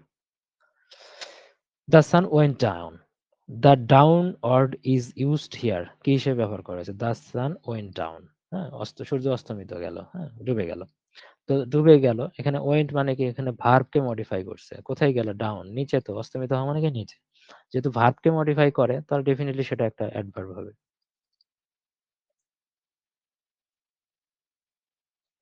ইট is impossible to do this, এটার ক্ষেত্রে 2টা আনসার পাওয়া যায়। এটা একটা আনসার পাওয়া যায়, it is impossible to be done, আর হচ্ছে it can not be done. এখন 2টার মধ্যে কোনটা আমরা চয়েস করব? খেয়াল করেন, it is impossible to do this যদি এইভাবে লিখি, it is impossible to do this, এটা তো অ্যাক্টিভে আছে। আর প্যাসিভে যখন যাবে, ইম্পসিবল এর পরে টু ব্যবহার করা যাবে না প্যাসিভে যখন যাবে। এই যে ইট ইজ ইম্পসিবল, মানে প্যাসিভের ক্ষেত্রে ইম্পসিবল এর পরে টু ব্যবহার হয় না, মানে এইটা, এই ব্যবহারটা শুদ্ধ নয়। আমরা জানি কিছু কিছু ভার্ব, সরি, ভয়েস আছে যে ভয়েস গুলো নিয়ম অনুসারে হয় না, ভাবানুবাদ করতে হয়। যেমন ভাবানুবাদ যেটা আমরা পড়েছি আর কি, মানে ভাব ভাব থেকে আমাদের কিছু অ্যান্সার করতে হয়, ঠিক আছে। তো এটার ক্ষেত্রে দেখতে হবে যে মিনিংটা আসলে কোনটা ফিল করে। ইট is impossible to do this, মানে এটা করা সম্ভব না বা করা যায় না। তো এটার ক্ষেত্রে দেখেন অন্য ২ টা, এটার ক্ষেত্রে একটু ভুল আছে, কাঠামোগত ভুল। তো এটা কিন্তু ব্যবহার করা যায়। ইট ক্যান নট বি ডান। তার মানে এই ২ টার মধ্যে যদি ধরি এটাতে কাঠামোগত একটু ভুল আছে, সেই জায়গা থেকে এটা আমরা এভাবে করতে পারি। It can not be done. Of the following author who wrote an epic. এই এপিক পোয়েট আমরা গতদিন আলোচনা করেছিলাম। আপনারা পার্টিসিপেট করেছিলেন আলোচনায়। এপিক পোয়েটের কথা বলা ছিল। John Milton. ঠিক আছে? John Milton. এবং তিনি কি লিখেছিলেন? তার যে এপিক যেগুলো মহাকাব্য যেগুলো ছিল, Paradise Lost, Paradise Regained. Paradise Lost আর প্যারাডাইস রিগেইনড। এগুলো তার ছিল এপিক। মানে তার মানে তিনি এপিক পোয়েট আর তার এগুলো হচ্ছে এপিক। হ্যাঁ? এগুলো তার এপিক মহাকাব্য। ঠিক আছে? এগুলো তার মহাকাব্য। এখন জন মিল্টন সম্পর্কে আরো একটা পরিচয় আছে, যে পরিচয়টা খুবই গুরুত্বপূর্ণ। সেটা হচ্ছে তাকে great master of blank verse বলা হয়। Great master of blank verse. ঠিক আছে? এটা মনে রাখবেন ভালো করে। এপিক পোয়েট তো আছেই। এটা তার একটা পরিচয়। ঠিক আছে? মহাকাব্য রচয়িতা। কিন্তু এর বাইরে তিনি তাকে বলা হয় great master of blank verse. এটা মনে রাখবেন। দ্য লিটারেরি টার্ম ইউফেমিজম, আগেও আলোচনা হয়েছে। ইউফেমিজম মানে সুভাষণ। একটা খারাপ কথাটাকে মানে ভালোভাবে মানে মানে সহজ কি বলা হয়? ভালো কথা দিয়ে উপস্থাপন করা। মানে খারাপ কথা বলা যাবে না। মানে ভালো কথাটাই আরকি। ওইটা বলি নাই। ওটা ১ম যেটা বলেছিলাম ওটা ভুল হয়েছিল বলা। তো সুভাষণ বলা হচ্ছে।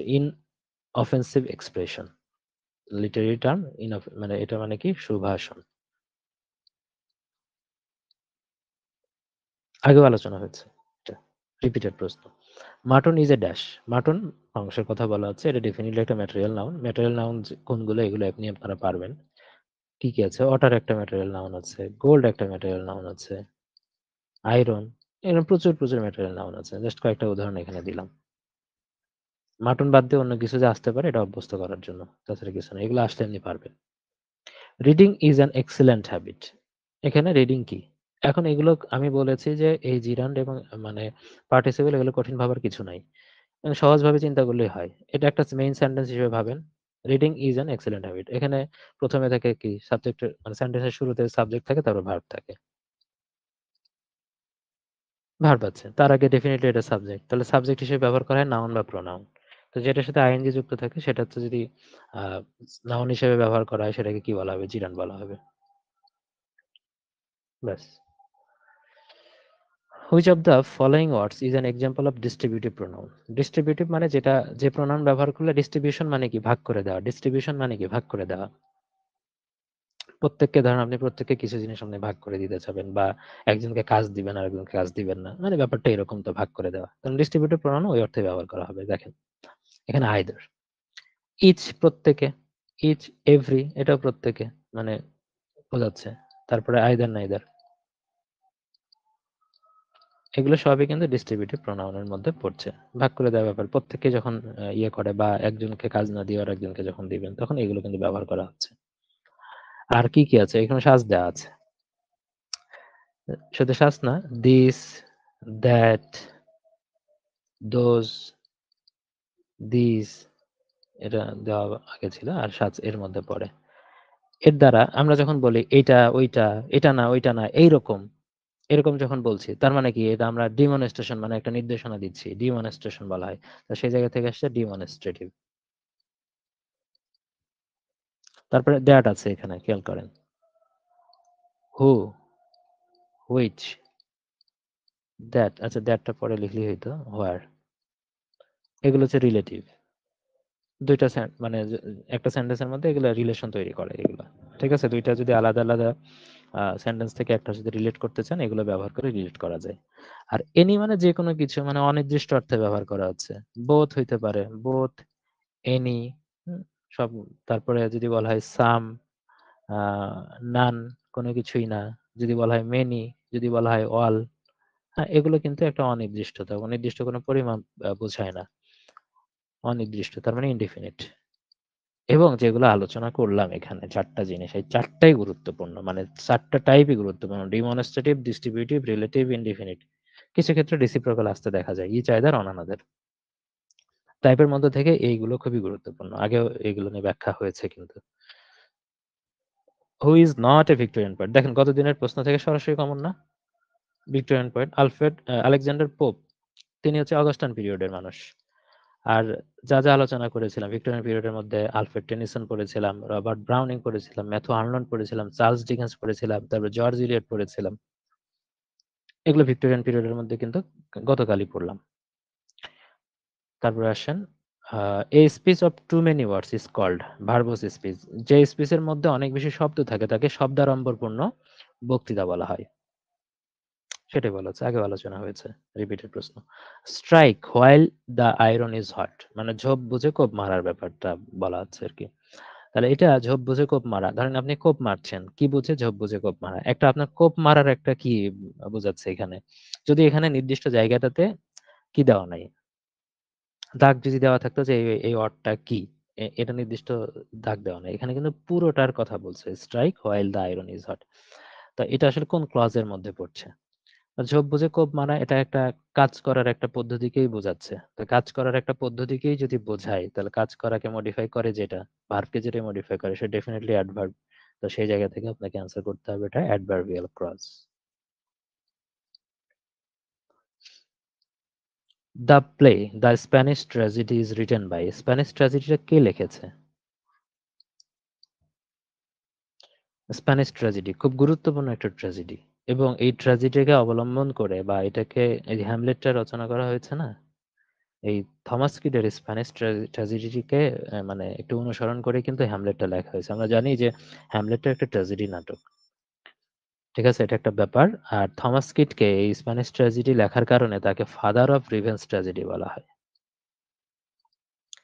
English revenge tragedy, revenge tragedy, বাস এটা মনে রাখবেন। এখন আসেন স্প্যানিশ ট্র্যাজেডির ব্যবচ্ছেদ করা যাক। এখানে স্যার ক্যারেক্টার এটা আছে। নতুন শিখলাম স্যার, এটা যে এটা থেকে যে হ্যামলেট লেখা হয়েছে এটা জানতাম না। হুম, এটার অনুপ্রেরণায় লেখা হয়েছে হ্যামলেটটা। ক্যারেক্টার কি আছে? ক্যারেক্টার হচ্ছে মেইনলি বেল এম্পিরিয়াটাই আমরা পড়ে থাকি। হেইরোনিমো, হেইরোনিমোটা হচ্ছে মেল প্রোটাগনিস্ট, আর ফিমেল প্রোটাগনিস্ট হচ্ছে বেল এম্পেরিয়া। এটা mail protagonist,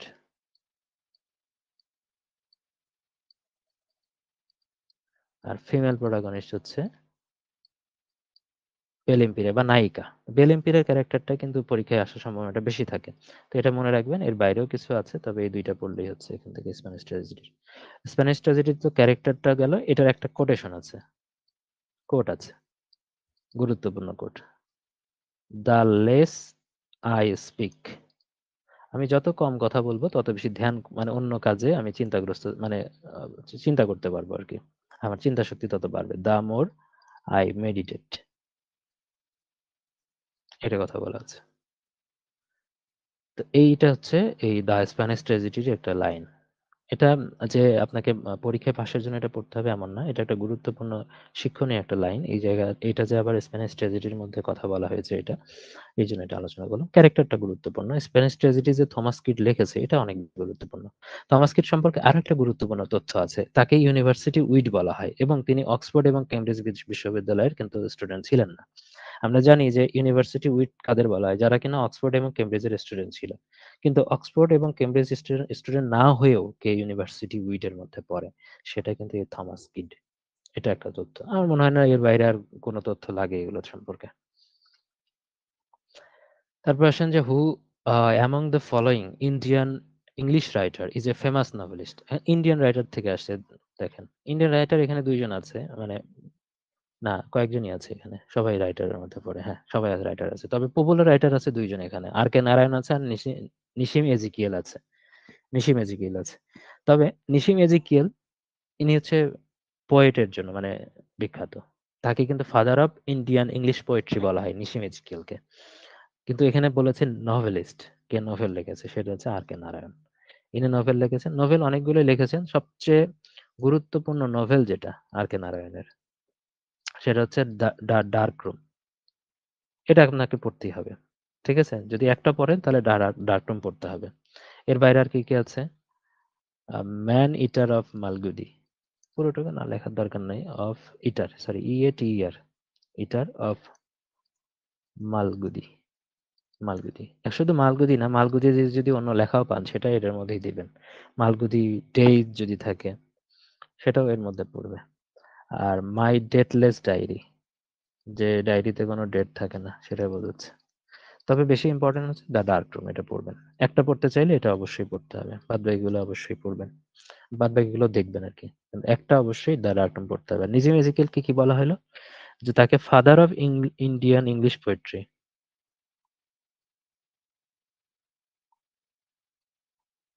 English poetry father, তাকে ফাদার বলা হচ্ছে। যেহেতু তিনি ফাদার, তার তো কিছু আহ, বিষয় থাকবে, পুত্র সন্তান বা কন্যা সন্তান থাকবে, সেই সন্তানগুলোর নাম লিখি। নাইট অফ দ্য স্করপিয়ন, এইটা important. The Discovery of India, এটা এরকম লেখার কার আছে? The Discovery of India.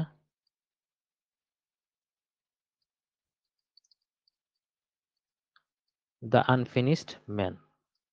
মোটামুটি এগুলোই পড়বেন। হ্যাঁ, এখন খেয়াল করেন যে নাইট অফ দ্য স্করপিয়ন এটা অনেক গুরুত্বপূর্ণ।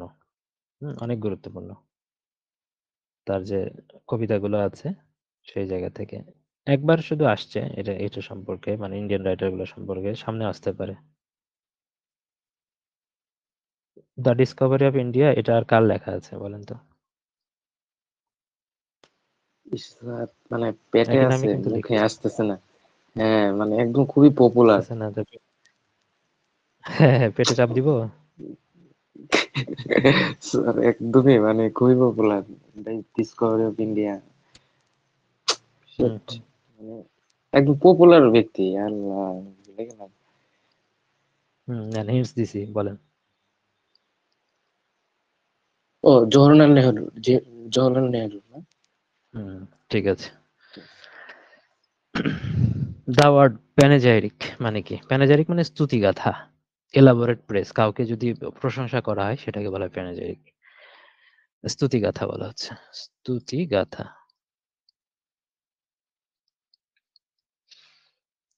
এর আগে আমরা হোমোজেনাস পড়েছি, এখানে আছে heterogenous. Select the correctly spelled word. Heterogenous, heterogenous মানে যেটা বিষম জাতীয়, যার কোনো মিল থাকে না, হেটারোজেনাস। এটা যদি মনে হয় যে আপনার ভুল মানে হইতে পারে, তাহলে আপনি আলাদা করে লিখে নেবেন, যেটা আগেও বলেছি। এখানে আছে হেটারোজেনাস, মানে বিষম জাতীয় অর্থে, মিনিং হচ্ছে বিষম জাতীয়, যার মধ্যে কোনো মিল থাকে না যেগুলোর মধ্যে। Which period is known as the golden age of English literature? হ্যাঁ, সেটা হচ্ছে আমরা কিছুক্ষণ আগে এই পিরিয়ড সম্পর্কে পড়েছি, দ্য এলিজাবেথান এজ। কত থেকে কত? 1558 থেকে 1603, এটা পড়েছি। শুধু এটাকে শুধু golden age of English literature এই নামেই শুধু ডাকা হয় না, এর কিন্তু আরো কিছু বিশেষণ আছে। যেরকম ভাবে বলা হইতে পারে যে গোল্ডেন এজ বা পিরিয়ড, যেটাই হোক না কেন, অফ ইংলিশ ড্রামাও কিন্তু বলা হচ্ছে। কারণ এই যুগে কে বাস করতেন? উইলিয়াম শেক্সপিয়ার বাস করতেন। তিনি ছাড়াও আরো রাইটার ছিল, উইলিয়াম শেক্সপিয়ারের কারণেই মূলত এটা বেশি পপুলার। তাহলে ইংলিশ ড্রামারও কিন্তু গোল্ডেন পিরিয়ড। আবার এটাকে কিন্তু আরো একটা নামে বিশেষিত করা হচ্ছে, a nest of singing bird. Singing bird বলা হয় এই এলিজাবেথান পিরিয়ডকে। তাহলে এই তিনটা জিনিস খুব ভালোভাবে পড়তে হবে, এলিজাবেথান পিরিয়ডকে এটা বিশেষায়িত করে। তারপর ইনডাইরেক্ট ন্যারেশনের কথা বলেছে যে why have you beaten my dog. এখানে মানে প্রশ্ন করার ক্ষেত্রে না, এটা মোটামুটি নরমাল প্রশ্ন কিন্তু এখানে হয় নাই। এটা একটা দাবি নিয়ে করা হচ্ছে, বা কি বলা হচ্ছে, ফোর্স নিয়ে করা হচ্ছে যে তুমি কেন আমার কুকুরকে মারলা। হুম, এটা নরমাল কোনো প্রশ্ন না। তাহলে এখানে কোনটা আস্কড ব্যবহার করা হবে না, ইনকোয়ার্ড। ইনকোয়ার্ড এর ক্ষেত্রে আলাদা ব্যবহার করা যায়, নরমাল ইনকোয়ারির ক্ষেত্রে ইনকোয়ারি ব্যবহার করতে পারি। এটা নরমাল কোনো ইনকোয়ারি না, এটা ডিমান্ড ব্যবহার করা যেতে পারে। হি ডিমান্ডেড, দুইটা আছে। হি ডিমান্ডেড মি আছে, why had I beaten his dog, এটা আছে।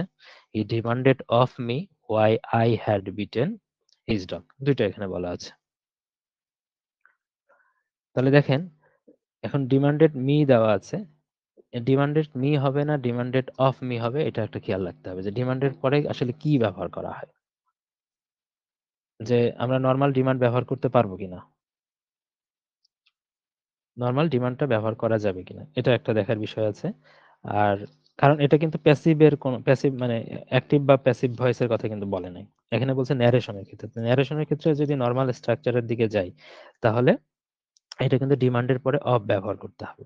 ডিমান্ডেড অফ সামবডি এটা ব্যবহার করা যায়। ডিমান্ডেড অফ সামবডি কোন ক্ষেত্রে আমরা ব্যবহার করলাম, তাহলে কাউকে যদি কোনো কিছু রাগ নিয়ে বা জোর করে কিছু জিজ্ঞেস করা হয়, তুমি এটা কেন করছো, এটা রাগও আছে একটা জোরও আছে, তখন এটা ডিমান্ডেড অফ হিসেবে ব্যবহার করতে পারি। তার মানে ডিমান্ডেড অফ মি, এটা আপনাকে রাইট চয়েস হিসেবে নিতে হবে। Why I had beaten his dog, যেহেতু প্যাসিভও যাবে এবং আহ, একটা প্যাসিভ, সরি ইনডাইরেক্ট তো যাচ্ছেই, সাথে এটার একটা অ্যাসার্টিভ সেন্টেন্সে চলে যাবে।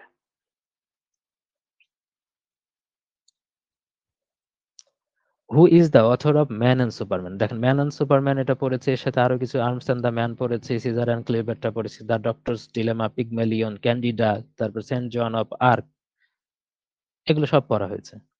তো এগুলো কার লেখা? জিবি শর লেখা। এখন ম্যান অ্যান্ড সুপারম্যান যেহেতু আমরা স্পেসিফিক করে পেয়েছি, তার মানে এটাকে এবার সাইজ করা যেতে পারে।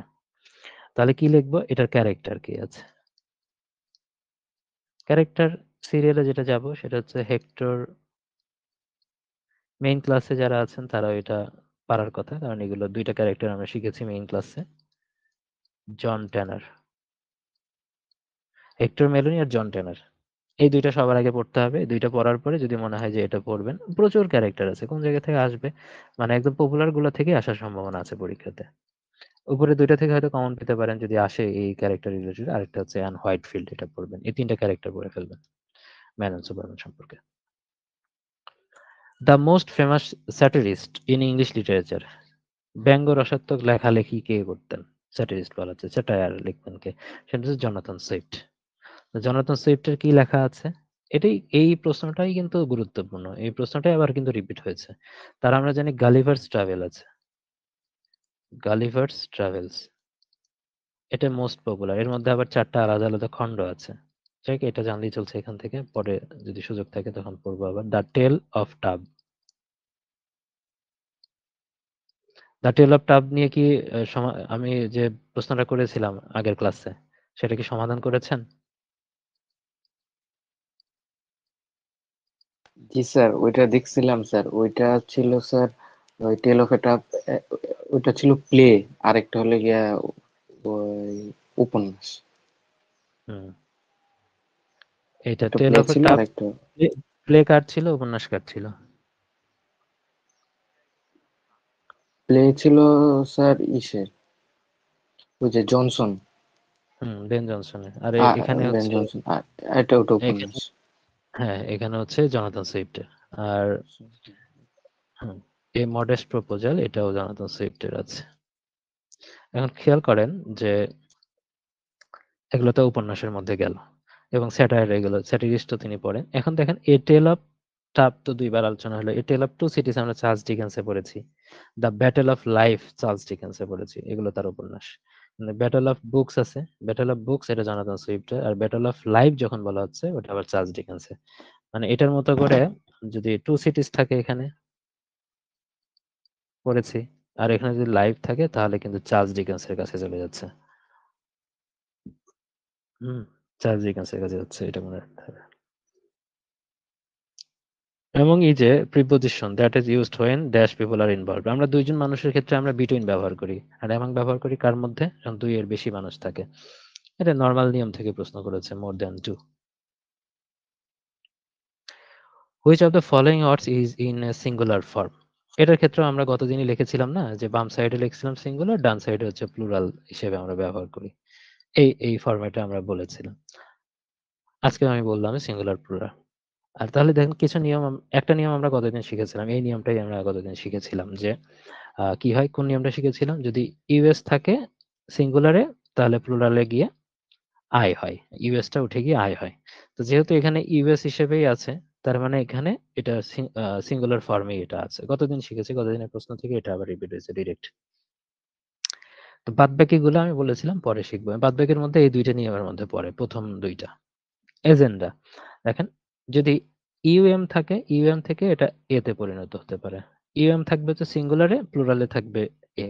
যেরকম ভাবে কি আছে, এজেন্ডাম, এজেন্ডাম একটা লিখলাম, তার মানে এটা হবে এজেন্ডা প্লুরালে গিয়ে, তার মানে এজেন্ডাম হলো সিঙ্গুলার। তারপরে যদি লিখি ডাটাম, DATUM, ডাটামটা সিঙ্গুলার, প্লুরালে গিয়ে হবে ডাটা। এটা একটা। তারপরে আরেকটা যদি লিখি আইএস থাকলে ইএস হবে। কি কি আছে, যেরকম OASIS, ওসিস, ঠিক আছে? ওসিস, এটা পরে গিয়ে ওসেস হবে, মানে এখানে তার মানে এটা প্লুরাল, এই বানানটা। আর এরকম না থেকে যদি ক্রাইসিস থাকে, তারপরে থিসিস থাকে, এইরকম বানান যেগুলো আছে, অ্যানালাইসিস, এগুলো সবই কিন্তু ওর মধ্যে পড়ে। তো এরকম থাকলে এটা চেঞ্জ হয়ে ইএস হয়ে যাবে এখান থেকে। তো এই তো ৭০টা হয়ে গেল, বাংলা ইংলিশ কভার হয়ে গেল। ২ ক্লাস নিতে আমাদের ১ ঘন্টা ৪০ মিনিট লেগে গেছে। এখনকার ক্লাসটা এই পর্যন্তই থাকবে। বাদবাকিটা আমি জানাবো পরে। ঠিক আছে? বাদবাকি মানে পরেরটা গণিত শুরু হবে আরকি। Okay sir. স্যার অ্যারাউন্ড কয়টার দিকে হইতে পারে আবার শুরু? এখন এখনই সময় দিতে পারছি না। পরেরগুলো আমি হচ্ছে কালকে বিকেলে যে ক্লাসটা নিলাম, বিকেলে ক্লাস শেষ করে রাত ৪টা পর্যন্ত শেষ করার পরে সন্ধ্যা থেকে ৪টা পর্যন্ত শুধু এই ২০০টা প্রশ্ন, মানে এই প্রশ্নটা রেডি করছি এবং এই যে ৭০টা প্রশ্নের ব্যাখ্যা রেডি করতে পারছি। এই ৭০টা ক্লাস নিলাম। এখন পরেরগুলোর ব্যাখ্যা রেডি করতে, হ্যাঁ, জি সন্ধ্যা স্যার, থেকে শুরু করে রাত সমস্যা নেই ৪টা স্যার, পর্যন্ত।